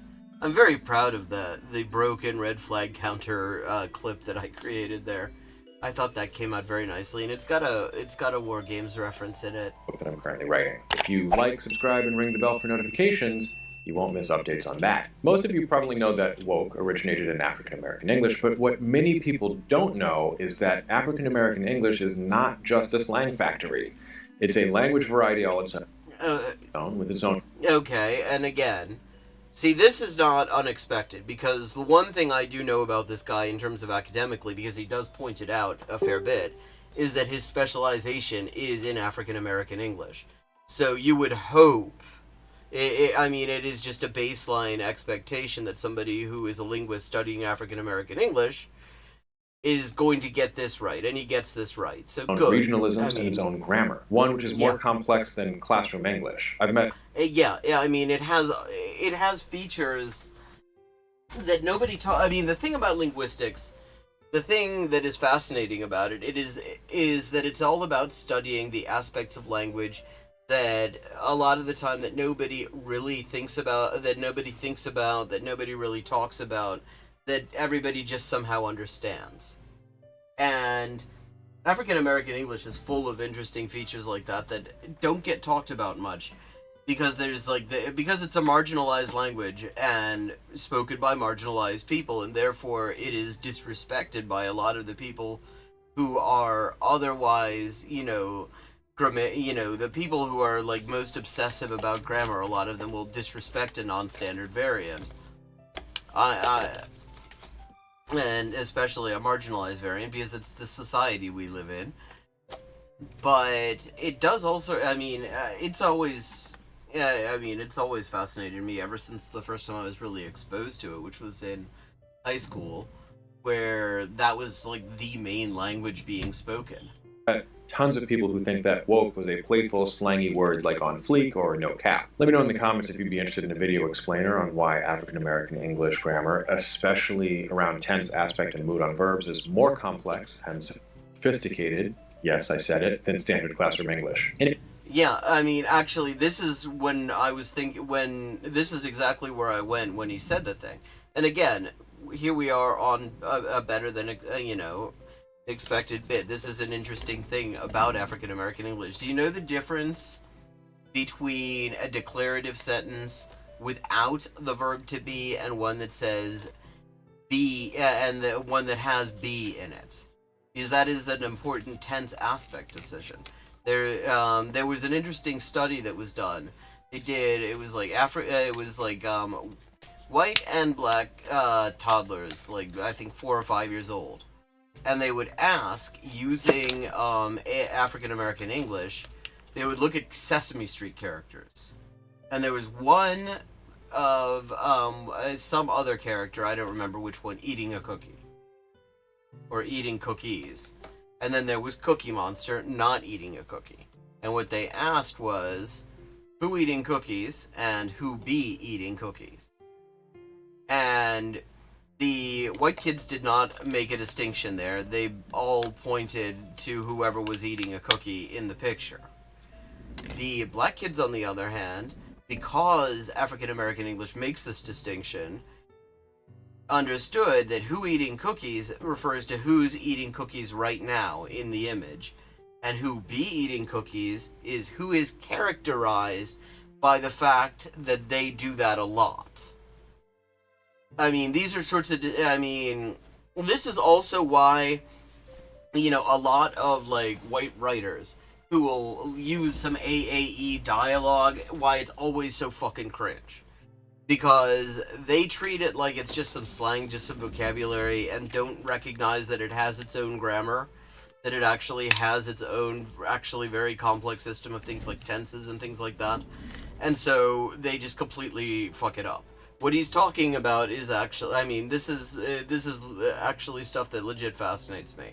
Has fascinated me ever since the first time I really started to hear it spoken and started to realize this is a whole, nobody had taught me, where I came from, nobody had, said anything about it. It was like Ebonics was like a brand new thing. The idea of recognizing African American English, this is the early 90s, was not really, just barely in the mainstream, and it was mostly in the mainstream for like white commentators to insult African American English. So, like, there was nobody, this was not something being discussed in the mainstream, certainly not in any area of the mainstream that I had been exposed to. And so I was but I was hearing it every day. I was exposed to constant, comprehensible input in African American English, and because I'm a language obsessive sort of person, as you already might have guessed about me, of course I'm sitting here thinking, noticing all of these fascinating features and stuff like that, noticing, because it's just what I do. You put me around a language, I'm going to notice interesting stuff about it. Anyway, the truth is that woke is a participle. Its antonym is sleep, as in, is the baby sleep? Yeah. So the idea of it meaning aware of injustice is... Yeah, and that was a reference to the meme I was talking not about. wordplay, it's just a regular-ass metaphor. The fact that people don't get this seemingly obvious fact is how you can have an entire political faction in the US simultaneously decrying wokeness and calling for a great awakening. Well, yes. It's less paradoxical when you realize that this whole political faction is funded by a handful of groups, and that you actually, you look at the funding sources, it is as incestuous as it comes, and so naturally, one or two like main, prime movers in this sort of reactionary propaganda sphere. Chris Rufo of the Manhattan Institute is a particularly good barometer. If he says some shit, then all of a sudden you will have all of the major, Tim Pool will come out pretending to be mad about it. PragerU will do 5 different shitty videos about it. Yeah, there will be stuff on the Daily Wire and the Daily Caller and stuff. It will be all over the place, like, just all at once, and you'll wonder, where the hell did that come from? And it came from the fact that they're all getting their money from the same place, and so they all have the same kind of priorities. Those two are the same thing. If you awaken, you're woke. But that's not the paradox. This is. That fundamental misunderstanding by virtue of sheer numbers has become the default meaning. The paradox is that... I don't think it's for sheer numbers, though. Because we're not talking about huge numbers of people here. We're talking about a few extremely influential, systematically algorithmically boosted outlets, and the fact that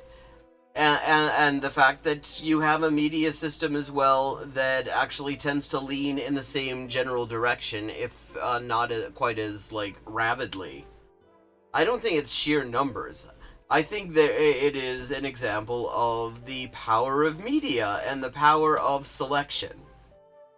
Because for every one of these channels out there screaming about the wokes and all the wokeness and how they're so fucking woke, you know, all of these channels and stuff like that, you got thousands and thousands of other people like on these platforms and millions off of these platforms who are looking at this with just at best bemusement, and if nothing, and probably with just disgust. We are watching a better than expected video by Language Jones called The Paradox of Wokeness. And I say better than expected because it's not like my expectations bottomed out on that pronoun video of his. This is better than that.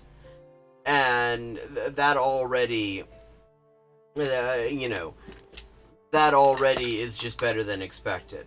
It is partially better than expected because he actually does specialize in the field of, he's a linguist specializing in African American English, so he gets things right that you would expect somebody with that background to get right, but that virtually nobody who talks about wokeness or the word woke ever gets right, because most of them don't give a shit.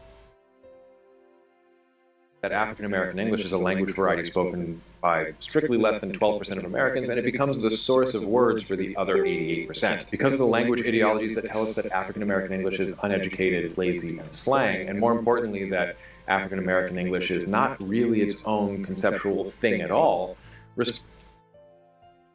Meanwhile, in Geoguessr, we are looking for a place called Draper that I think is in Southern California.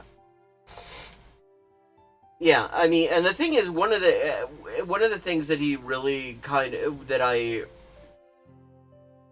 don't particularly like is the way he will kind of talk about things as just natural phenomena that just are kind of there, that are very much not. Like, the reason that we've been, like, overrun by people using woke as a pejorative isn't some natural phenomenon, and it isn't force of numbers, it's media. It is who has the money to get boosted on platforms, and therefore shapes the discourse, more than anything.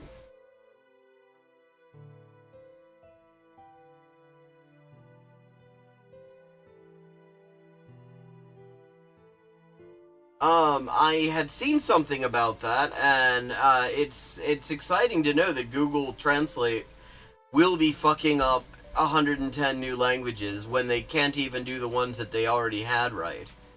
Fun fact about Google Translate, for people who might use it for anything important: they don't anonymize the queries. They sell bulk Google Translate queries to data miners. And it is wild, the stuff you can find in there. I mean, because they don't even bother. They do not treat it as, like, personally identifying information. So people have bought up bulk Google Translate queries and found things like the full text of a European arrest warrant application with the names in, with all of the details in. Expecting the meaning of a word in the original language variety becomes impossible. Its origin is in some ways erased. I don't think it's impossible at all, though. For one thing, people who are using, the people who originated the term still use it. And for another thing, all you have to do is not accept the language preferences of a handful of reactionary assholes. And its meaning is transformed. And then the majority will, and in some ways correctly, tell the minority what their word means. Yeah, we've already moved away from the better than expected thing, because he's doing this thing where he treats all this stuff as somehow neutral and natural and stuff like that, when these are not natural. This is not a natural phenomenon. Woke as a pejorative happened for very specific reasons, and the reasons have names and addresses. Woke is a high-profile example, but this happens a lot with non-standard participles. Just like there's a difference between the US and UK in terms of whether we say dived or dove, AE has a bunch of participles that are different than classroom American English, and you've likely heard a bunch of them repurposed. For instance, shook. People will tell you I'm shook as wordplay or silly or a game or internet speak or teen speak or Gen Z. Yeah, the Saturday Night Live has form for this. They'll just take AAVE and they'll say, "Oh, this is just Gen Z speak" or some shit like that. And for many people, now it is those things, but its origin is unquestionably contact with African American English speakers using their direct equivalent of shaken. The baby can't be woke because she been shook. Too dark. Here's another one. Turned. When that had its moment, with everyone who only knows black folks from reading tweets, I noticed a truly fascinating phenomenon. It was borrowed whole, meaning it was no longer transparently equivalent to turned up for a lot of people who used it, and then they had to talk around the grammatical structure. I mean, it's like, this is a lot. Okay, this is better than the pronouns video in some ways, but it's a very similar thing going on, where he will talk about the linguistic phenomenon, which is interesting. And I mean, and he does a good job on it as well, which is good because there's a lot of really bad jobs done on that. But then he will talk about overarching social phenomena in a way that treats them as like natural and neutral and does not account for like power systems that exist. Like, I mean, because everything that has happened around the word woke, you can't understand that without understanding who actually has the money to get their point of view across, even when their point of view is shared only by a minority of people who suck.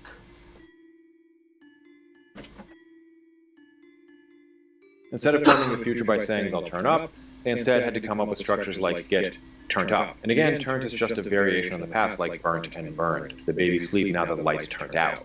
Here's the paradox. Because African American English is simultaneously ignored and invisible and literally everywhere, any variation between AE and classroom English becomes a source for slang in the non-black, non-AE speaking mainstream. I wonder if there is a social structure and system of power and oppression that might have anything to do with this phenomenon you are describing in such very neutral terms. Like, are we going to talk about this without using the word racism at all? Because that kind of comes into this. You can't really talk about... I mean, this is what we were watching that video about Tsotsital from the SABC language series, which is quite good, and there are a lot more episodes of it.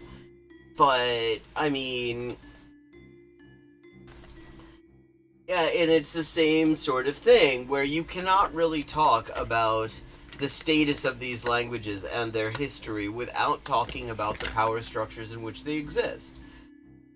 Without talking about, colonization and white supremacism and, that just the overarching logic of racism and anti-blackness and things like that.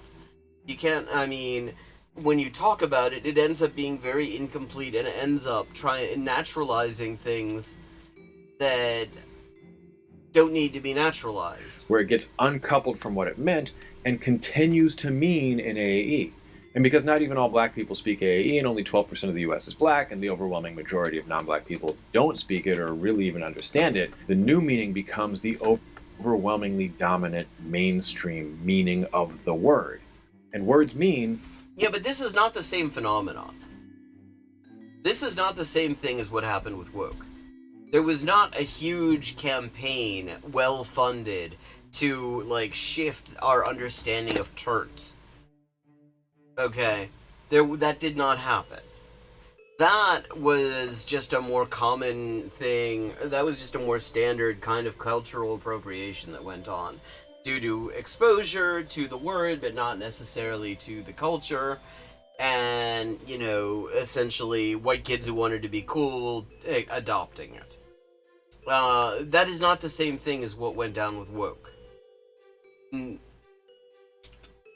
What people use them to mean, contrary to what grammar pedants tell you. Ask any lexicographer. Now, I'm very reluctant to entertain any sort of claims of linguistic ownership or exclusive rights or anything. I just don't think that's how language works or how society works.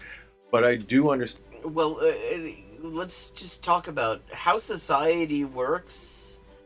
Again, not a neutral thing that should just be taken as a given. There's a reason society works in certain ways. And actually, a lot of the time, the way society works sucks. Stand and respect the feeling of possessiveness, defensiveness, and loss that some black folks express in these situations. Because think about this. A totally neutral word takes on a slightly positive sense in AAE, and in short order is effectively taken and ruined by everybody else. Not by everybody else, though. By white supremacists. By a group of, like, I mean, that's the difference between, like, woke and turnt. I mean, there are things, you know, because woke was specifically turned into, like, a linguistic hate figure by people whose whole thing is they don't like black people. Like, by people who are, like, committed, who make money off of the fact that they don't like black people, and they tell people that in all sorts of dog-whistly fucking ways. It's just not the same thing, and we really, and it is, I mean, there are related phenomena, certainly, but we really do not do anything justice if we sort of treat how society works as... or just treat this as how language works or how society works without getting into why society works that way and whether maybe that causes certain problems. These are not neutral things. And with words like turnt and shook, they become cringe after a few years and are discarded. And like, yeah, politically charged words get misused and misunderstood by everybody all the time. But it feels like there's something a little bit different going on with woke. Okay, is he going to redeem himself? Is he going to acknowledge that this is a massively media-driven thing? Compared to, like, gentrification or intersectionality or even the now contentious pronouns. Oh god, a callback to that video? Mentioned, so those of you playing the home game, take a shot. But now it's your turn to let me know in the comments what you think. Have you noticed this too? Is this process of pejoration qualitatively different when it's not academic jargon, but a regular word from a socially stigmatized dialect? Let me know. All right. Yeah, no, that he managed even in that. Okay, well, no, we got like 3 more minutes of this video. Maybe he acknowledges it. I don't think he will. I'm not betting on it, but maybe he acknowledges that this is very much a media-driven phenomenon and that part of why it's different is because it is being done not just by random people trying to adopting a black word to sound cool, but specifically people who are white supremacists adopting it in order to focus their hatred of all things that are not white supremacism. If you watched this far, you probably watched a mid-roll ad, and I really appreciate that. What I want to do is give you a bit of a treat. So I had initially planned this video to be a little short to leave room for an ad read for a sponsorship that flaked on me. And instead what I decided to do is call up my friend Curtis Wright, CJ Wright, who is a producer. He has not made songs for such people as Paula Abdul, LL Cool J, and Busta Rhymes. He told me I could say that. Anyway, nowhere near it. I decided I wanted to do something like a remix from Stay Woke, Childish Gambino. And one thing led to another. He ended up creating an original piece of music. Amsterdam. I decided to play over it. So it's not language per se, but I was a working musician for a decade, and it's hard to give it up completely. So here you go, a little bit of. Oh God, is he gonna rap now?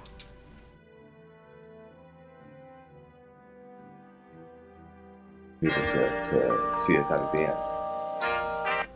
Oh shit, he's gonna rap. No, please.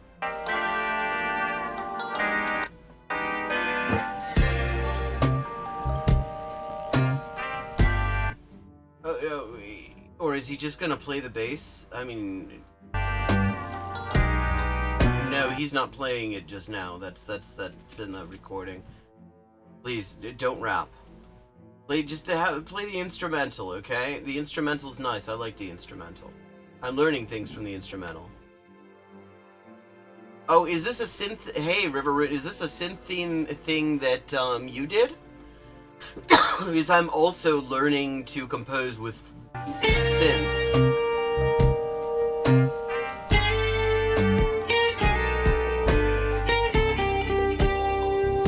Oh no, he is playing this. Okay, I mean, if it's just him playing the guitar, okay, that's actually... I mean, that's cool. Okay. Better than expected. We're in better than expected territory. He's not rapping.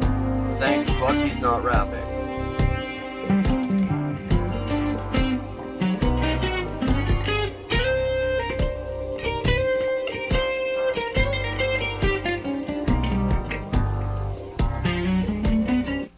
Okay. I think we can just...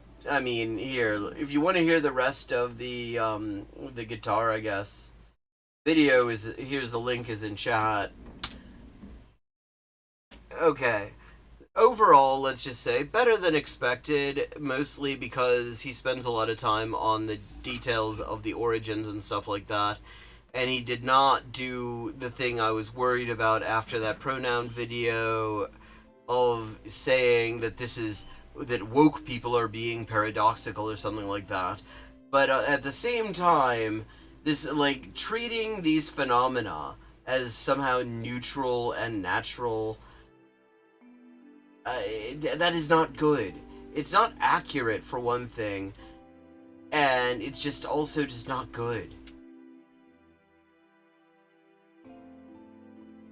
Oh yeah, drop it in Discord. There's, and I've been dropping my compositions in Discord. Actually, you're hearing my compositions right now.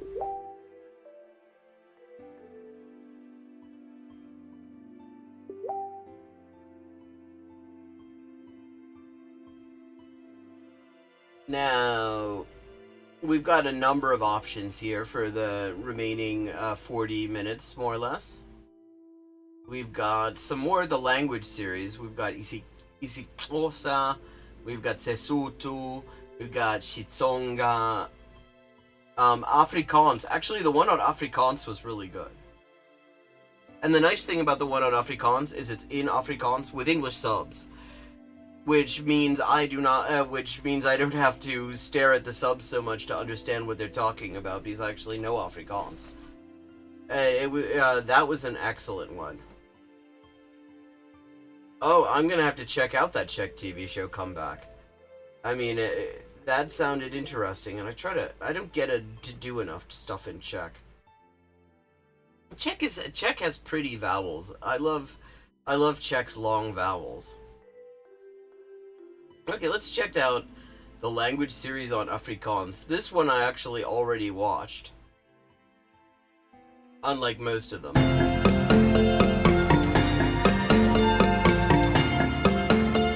As always, I'm going to drop the link in chat. This is an excellent series.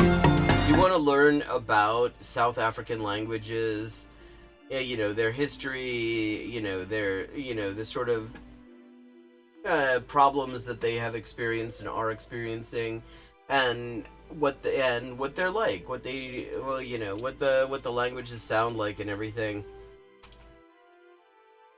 This is a great series. It's a great introduction to South African languages, good introduction to African languages, since most South African languages come from the African mega language family, the Bantu family, which goes basically, I mean, it covers most of the continent.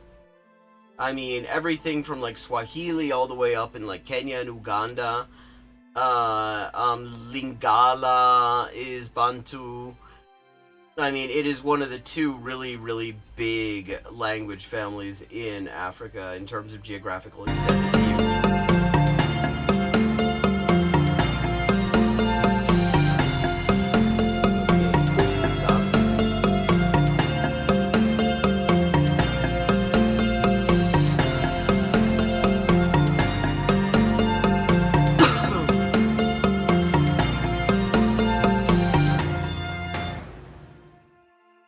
Afrikaans is lewend in ons land. Dit ken geen grense en word gevorm. This is the Afrikaans language monument. Let me just make sure the crop is... I'm sort of cutting it off with this map, so I'm going to move the map in so you can see the subtitles. Geskaaf en nuut geskape deur die mense wat dit praat. Dis 'n kleurryke en dinamiese taal wat landwyd uit verskillende dialekte en variëteite bestaan. Yes, it's extremely diverse.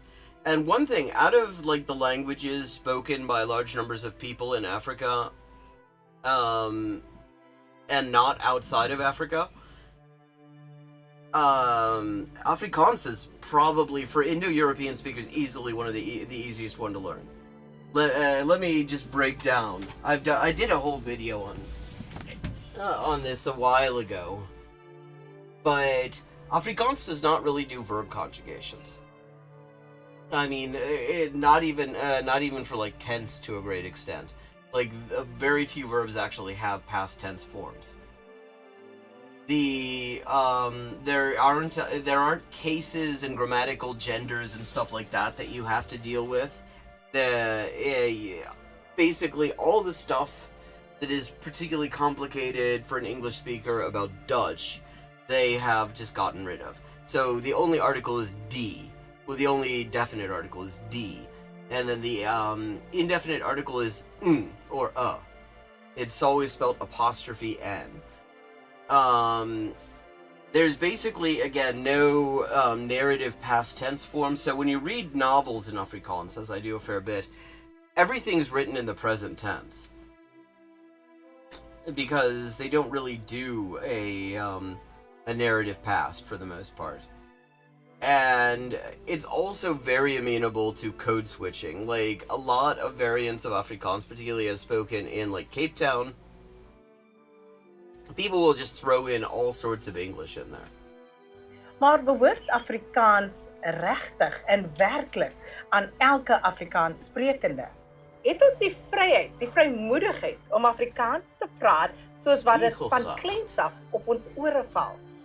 Kan die taal van ons tonge afrol sonder dat daar gekyk word na die manier waarop ons Afrikaans praat? En wat Afrikaans praat jy? Ons het by 'n paar Afrikaanskundiges gaan aanklop en die strate van Kaapstad ingevaar om die vrae te beantwoord.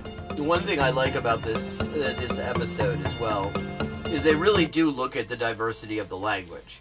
Because there is a standard Afrikaans that you will hear if you watch SABC News in Afrikaans.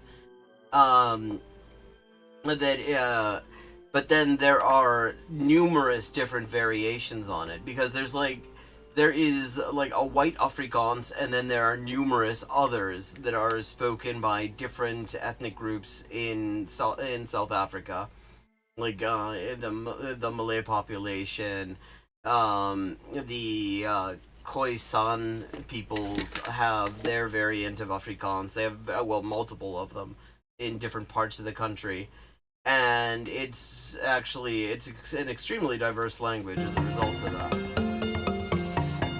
Ek is koning Sigilele Afrika Malapagamiza, Javon. Afrikaans, hy's weg. Taal. Die taal ek het gebore maar hy taal. Dis die taal wat my ma vir my geleer het om lief te hê. Dit is deel van my bestaanswese. Dit is my lewensbloed en my lewensbrood. En Afrikaans is my moedertaal. En ek gebruik dit as 'n platform en 'n geleentheid. As jy praat van Koubro, dat beteken 'n party, beteken kuier, beteken die sake se aan, of raai jy sê, wanneer begin die Koubro daar? Ons moet dit met die kinders doen. Ek wil nou nie Whitney Houston quote nie, maar jy weet presies wat ek praat.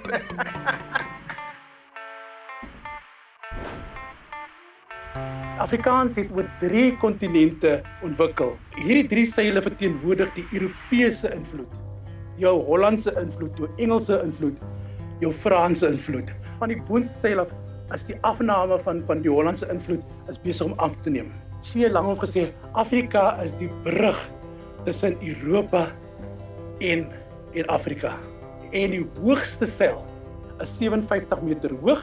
Hy's bo-oop. MP van Wyk het gesê Afrikaans is 'n snelstuigende boog. 49.99. I En was daai boog suggereer that close to a perfect score. dat die toekoms van Afrikaans is in Afrika. En hy's veronderstel om te groei nog. Maar wat belangrik is dat Jan van Ryk was versienend geweest. En hierdie middelste kolom verteenwoordig die Oosterse invloed. Yeah. I mean, the Malay influence is really important because the first actual definite, distinctively Afrikaans piece of writing was actually written in the Arabic alphabet, because that was the writing system used by the literate segment of the Malay population who were brought over by the Dutch colonizers to do slave labor. Die Malayse invloed, Malay-Portugese invloed. En die taal is verryk met woorde soos guma. I mean, this is also an example of what we were talking about, how, these sort of social forces that were being naturalized in that last video, where it's like, oh, this is just how society works, or something like that. But actually, I mean, it's a very concerted thing, and has a lot to do with power structures, because part of the reason that Afrikaans has actually sort of was able to become a language that is used for like official discourse and used academically and stuff like that was because of a lot of state support it got. But that state support came in the context of white supremacists appropriating the language and declaring it theirs during the apartheid period. Kapok, amok. En baie is natuurlijk ook een Malayse woord. Het is 3 hitte. Hy begin van onder af en hy styf stelselmatig. Dit is die invloed van Afrika-tale wat besig om 'n groter invloed op Afrikaans te hê. Die elemente in die monument is nie lukraak vasgevat nie. Dis regtig, jy weet, 'n ikoniese struktuur wat die gedeelde bestaansgeskiedenis van Afrikaans verteenwoordig en symboliseer. Yeah, I mean, South Africa is a place I'd be very interested in visiting, and there's a museum of the Afrikaans language as well in West Cape in Paro, and that looks fascinating. They show some Die of it Afrikaanse here. Taalmuseum en Monument is een van vele taalmonumente in die wêreld, as ook in Suid-Afrika. En alhoewel die Afrikaanse taal nie I spesifiek mean, Afrikaans, it has a sort of beginner-friendly enough grammar that just watching this and looking at the subtitles might be enough to really sort of get you started in understanding it.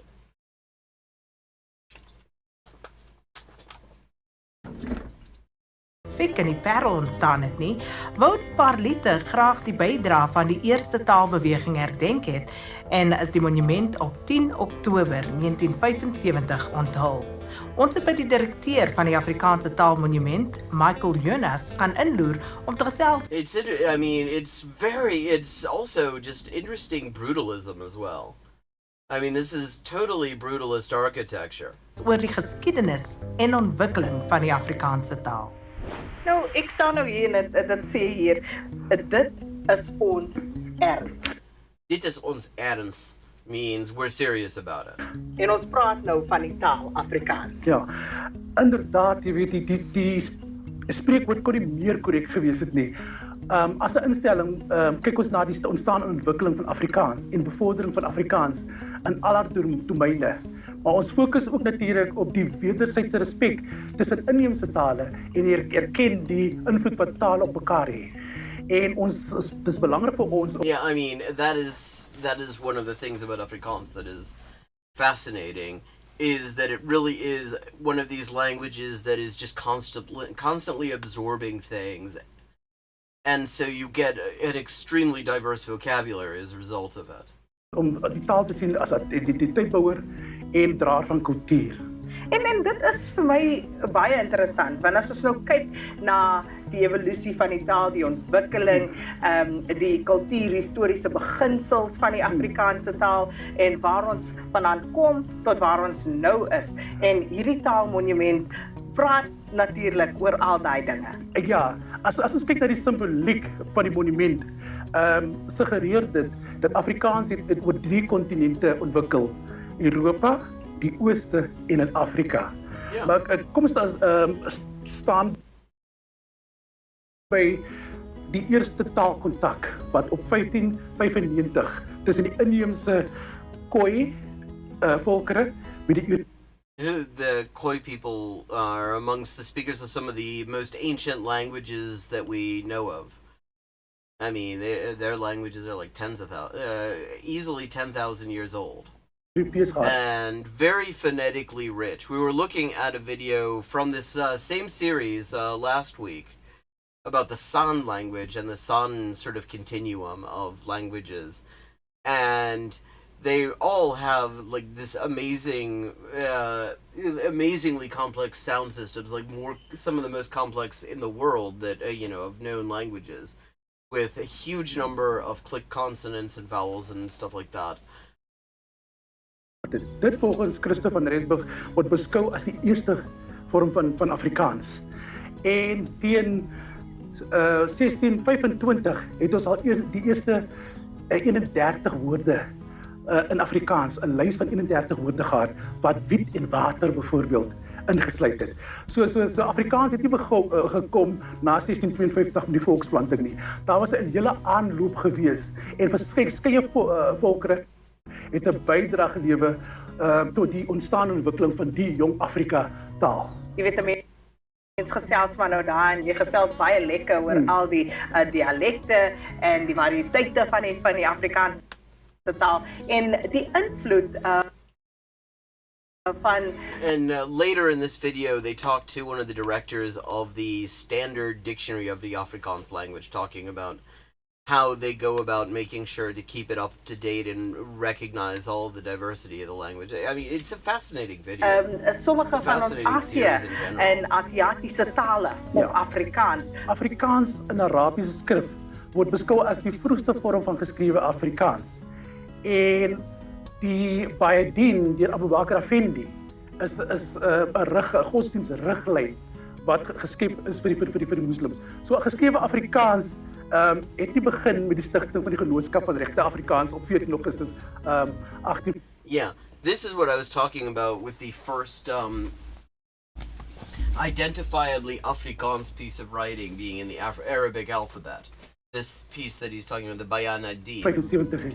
Dit het 'n lang aanloop en dikwels word die moslimse bydrae in die bydraes uit die ooste nie erken nie. Ek bly jy noem dit want 'n mens hoor nie veel daarvan nie. Jy weet as ons nou praat van Afrikaans, dan praat ons van die taalmonument en soos jy sê 1875. As jy nou mooi dink, jy weet en mense voel oor die algemeen, selfs iemand wat miskien uit die Noord-Kaap uitkom en Nama praat en hulle voel nie dat hulle eintlik die taal eie nie as Afrikaans. So it's almal which is a big part of like this process of sort of cultural appropriation that happened when, these white colonizers decided they wanted to have some sort of, some distinctive identity from the imperial metropolis they came from, the imperial homeland they came from, and then decided to just sort of glom on to Afrikaans, which they had previously, and as recently as the mid-20th century, looked down on, to the extent that even in the mid-20th century, I'm told, a lot of official documents were still in Dutch because Afrikaans was considered very was looked down on. The term that was used was kombuistaal, kitchen language, because it was the language that you would use to they would use to give orders to their household workers and things. So Afrikaans sprekendes van suid en wyd in hierdie land, maar ons voel net dat ons amper soos ons squat. Notice she just uses the English word. Ja. In hierdie tale. En dit maak 'n bietjie seer. Dit maak 'n bietjie seer, ja. Kyk, as ons kyk na die gestandaardiseerde variëteit van dit wat op die TV gehoor en die radio gehoor word en baie keer in verskeie gebruiksdomeine is ook maar net 'n variëteit van Afrikaans. Want dit natuurlik is opgeneem in 'n woord en spelreëls en daar's woordeboeke daarvoor. En dit is natuurlik baie keer word die gestandaardiseerde variëteit as 'n instrument gebruik om ander Afrikaanssprekers doelbewus uit te sluit en minderwaardig te laat voel. En dikwels word die ander I mean, this is why I say this is a really good video, because he's touching on a lot of the things, essentially a lot of the things that Language Jones, I would guess, would just say, oh, that's how society works, as like treated as sort of a neutral process. But here they're doing a very good job of making it clear how it very much is not a neutral process that you just sort of shake your head at it or something. That it is actually a thing that that is an actual real problem that is not, some law of physics that you have to just accept, but that you need to counteract. Ja, as agterlik komies beskou en selfs minderwaardig ook en so aan. Maar ons moet toelaat dat mense op 'n kleurryke manier omgang met die taal.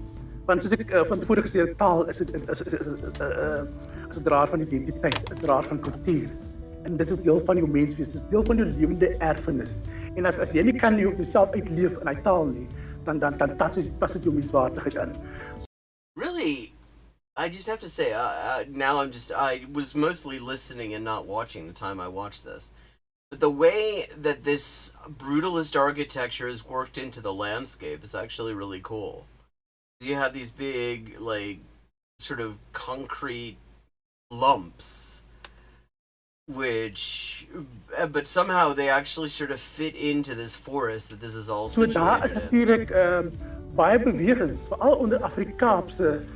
That's not a typo. Afrikaans is a variant of Afrikaans. It comes from the word Kaap, which means cape, because it's spoken in the Cape. Sprekers van die taal, maar wat daar nou 'n drietalige woordeboek in die proses van ontwikkeling en dit op sigself bou ook identiteit. Maar dit is ook 'n unieke manier hoe die grootste sprekende deel van die Afrikaans sprekende wêreld besig is om die taal te een en om eienaarskap te aanvaar. Dit is ook belangrik dat daar wel standaardisering is in die tale. Nou, hoe werk 'n mens om dit? En hoe maak 'n mens seker dat almal wat voel hulle praat Afrikaans, ongeag van die dialek, ongeag van die variëteit van Afrikaans wat hulle praat, dat hulle voel dat hulle ook, jy weet, 'n invloed kan hê op die taal se. Yeah, okay, here's a situation where the subtitle isn't quite right. What she says is dat hulle voel dat hulle 'n invloed kan hê op die taal se evolusie. 'n Invloed kan hê. In English it says they're contributing to the language's evolution. But what she says really is more like have an influence on it. Which, there's in a Venn diagram, there would be a lot of overlap between influence, to influence, to have an influence, and to contribute. But it is not 100% overlap. I would translate that as that they have an influence on languages over. Evolusie. Kyk, die AWS, die Afrikaanse woord en spelreëls wat basies vir ons. Well, you could say that, but it's actually much more of its own thing. Like, to the extent that it's got its own name. Because there is Afrikaans as spoken in the Cape. And it's different as spoken by different communities in the Cape. And if you watch this whole thing, which we're not going to get to do, you will actually hear the different ways that different communities in the Cape speak it. But this is a more concentrated thing, Afrikaans. Riglynig oor hoe spel en sekere woorde. Het natuurlik 'n lang pad al gevolg al in die opname van die variëteite van Afrikaans. 'n Woord soos punankies wat algemeen gebruik word, jy weet, is te oulik. Really, Dutch and Dutch derivative languages always sound cute somehow. There's something very cute about Dutch words in general. Jy weet, so die variëteite word opgeneem as deel van die hoofstroom, maar soveel meer kan gedoen word. Because die vraag is, word dit vinnig genoeg opgeneem? Maar dit is belangrik, want aan die einde van die dag is jy weet, mense wil ook die soort van net om almal te akkommodeer, tipe van window dressing. Punankies means cute, incidentally. Daar moet daar werklike pogings aangewend word om alle variëteite nie net as systrome te hanteer nie, maar deel van die hoofstrome. Maar van so lank het die variëteite slegs voedingsbronne geword vir die hoofstroom. Yeah, I mean that is the thing, and I mean it's interesting actually. I wasn't thinking about this. I was just trying to think of something good to watch, to look at and comment on and discuss. But it really is an interesting juxtaposition to watch this after the Paradox of Wokeness video, because all the things that he was not problematizing, that he was just sort of taking as just a given, they are problematizing here in a very, in a very good way, I would say. I mean, because what he's talking about here is the fact that Afrikaans started as a marginalized language. It was a language spoken by colonized, marginalized people. Then it gets appropriated. Their language gets appropriated, and the mainstream variant is then brought in by the people who appropriated it, and then used to marginalize them out of their own language. Hey, Hyojong. Afrikaans. I mean, they're doing just so much better job of discussing this phenomenon. It's like, there were a lot of things that I have to say, Language Jones got very right in there. It was actually, but once again, it's like this overall framing that he naturalizes. And here, talking about a very similar phenomenon, because in a lot of ways, Afrikaans has a history that is a lot like that of like AAVE or Yiddish, or Papiamento, or so many languages that develop in the situation where you have, where it is created as a medium of linguistic exchange between like a marginalized group and a dominant or colonizing group or whatever. I mean, and they do just so much better job of describing this exact phenomenon. Dis tyd as ons self trots wil kweek, dan moet ons eintlik uitkom by die opvoedkundige stelsel. Hoe identifiseer kinders bijvoorbeeld in die skool die tipe van Afrikaans wat hulle ontvang? Die voorgeskrewe boeke. Ja. Wat hulle dit. Want deur dit die skoolstelsel kan ons ook sê, jy weet, dit is alright om 'n woord wat onder die AWS opgeneem is, awe. Ja. As 'n groot vorm. En dan sê ek goed, weet, my taal of my manier van omgang met die taal is ook belangrik. En dit I mean, this is one of the this is one of the things that's interesting when we get to the guy who is part of the dictionary, like the board of the Afrikaans Standard Dictionary, talking about making sure to actually get everybody's variants of Afrikaans represented in it, so that people can actually, so there isn't this bullshit about, oh, that's not the real thing, that's not in the dictionary. It actually, the dictionary actually does represent the language as it's supposed to. Oh, what are you stressing about, Hyojong? I think we're all probably stressing a lot. It's that kind of time in history. It is a stressful time. Because we are in we're in the second half of FAFO. Ek dink nie mens moet speels en op 'n kaal voet omgang met die taal.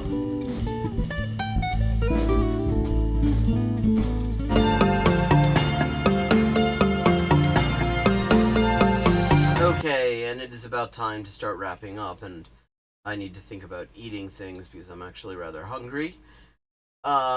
Once again, for anyone who missed it, I'm going to drop the language link the video link here into the Discord for everyone who wants to see it, and I highly recommend it. It is a really good episode. It's a great introduction to Afrikaans and to the history and everything. Oh, see, that is okay. This is a great way to wrap up then. Because we're going to talk about stressing about language progress. What is stressing you out about your language progress? Because, the thing to remember about stress... First of all, there's a great channel that might help you out a bit. It's called the Language Confidence Project. And they have some very, I mean, great sort of affirming videos that are ways to sort of help break through the sense that, you know, that maybe you're not doing well as you should be or something like that. But let me just say, the key to language acquisition is all about finding the most chill way to approach it. Because stress is actually toxic to language acquisition, and sometimes...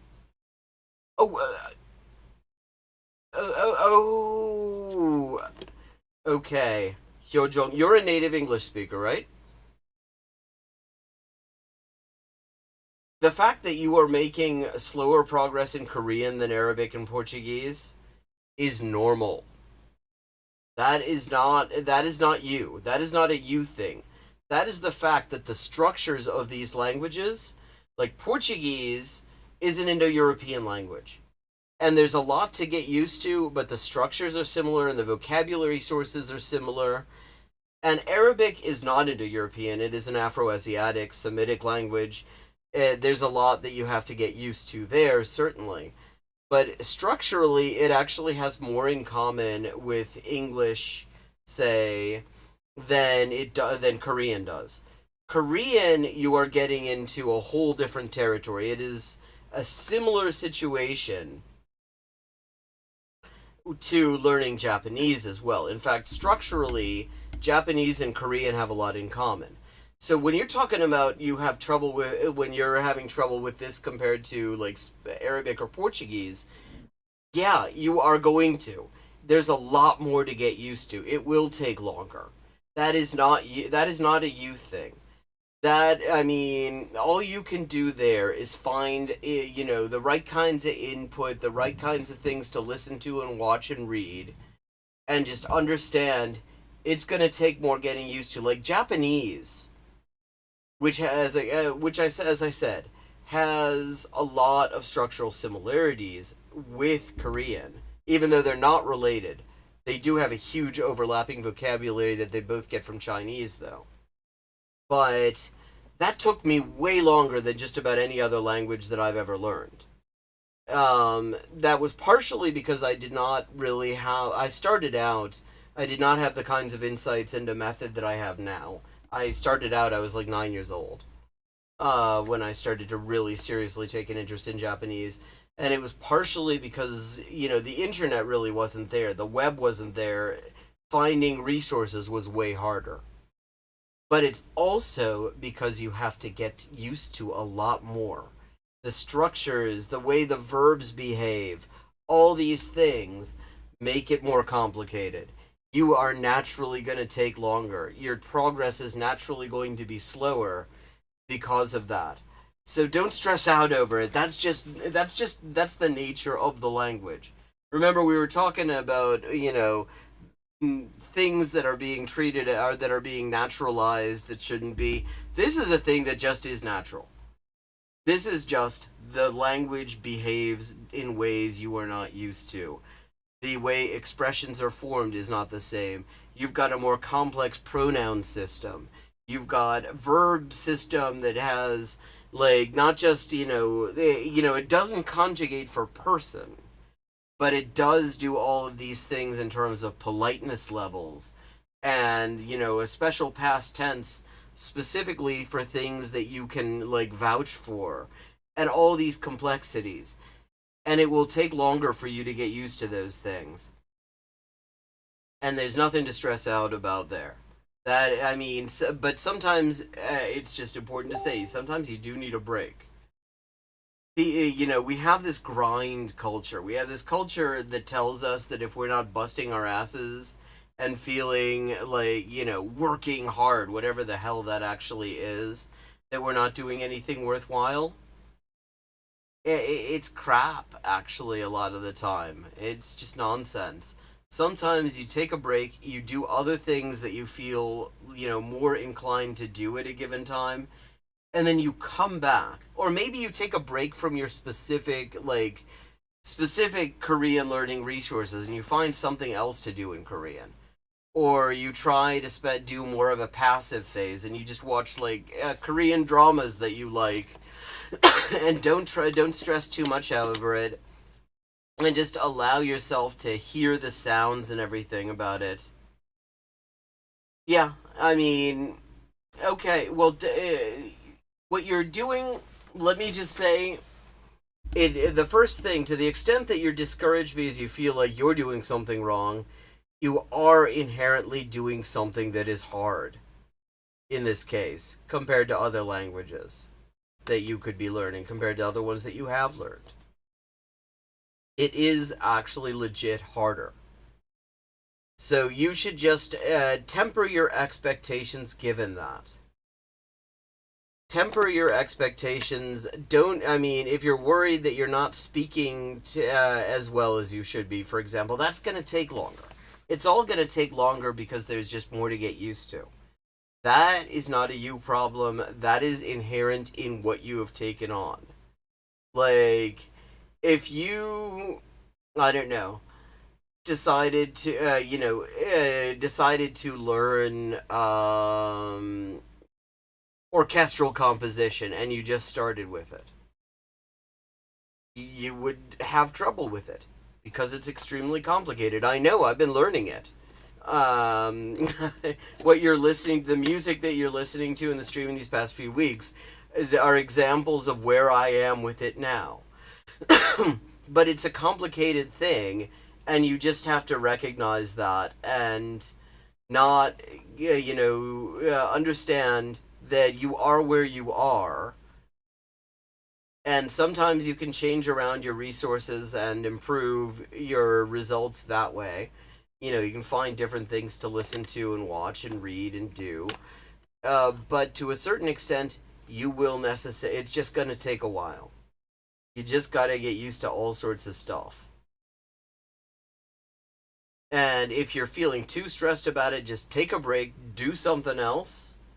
Find something else to do. It doesn't even have to be, we have this idea that we have to be doing productive things all the time. And that's crap too. You gotta regenerate. You gotta relax. And if what you're doing, and sometimes the only way to really make progress is to stop and just take a break from it and rest and do other stuff. And then come back and when you're refreshed, and understand that it's going to take time, that it is harder than other stuff that you're doing, that it's more complicated because there's more stuff to get used to. And don't expect too much out of yourself. Learn to look for small wins. Learn to be pleasantly surprised by the things you do achieve. And just allow that to keep you going. Allow that to sustain you. That's where I am. And check out the Language Confidence Project. We've looked at a couple of her videos on here. It was just something that showed up in my YouTube recommendations. And I like her.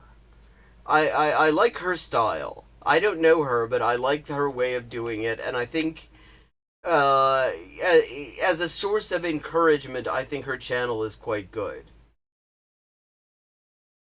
And with that, it is time for me to wrap up and start thinking about eating dinner food type things, because I'm actually kind of low-key hungry.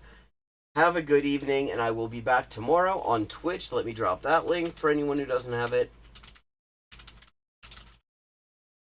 At 4:30 p.m. U.S. Eastern Time for the second day of the stream. Have a good evening. And I look forward to seeing you in the Discord. And if you have ideas for what to do tomorrow on that you want to share with me, go into the Discord and tell me all about it.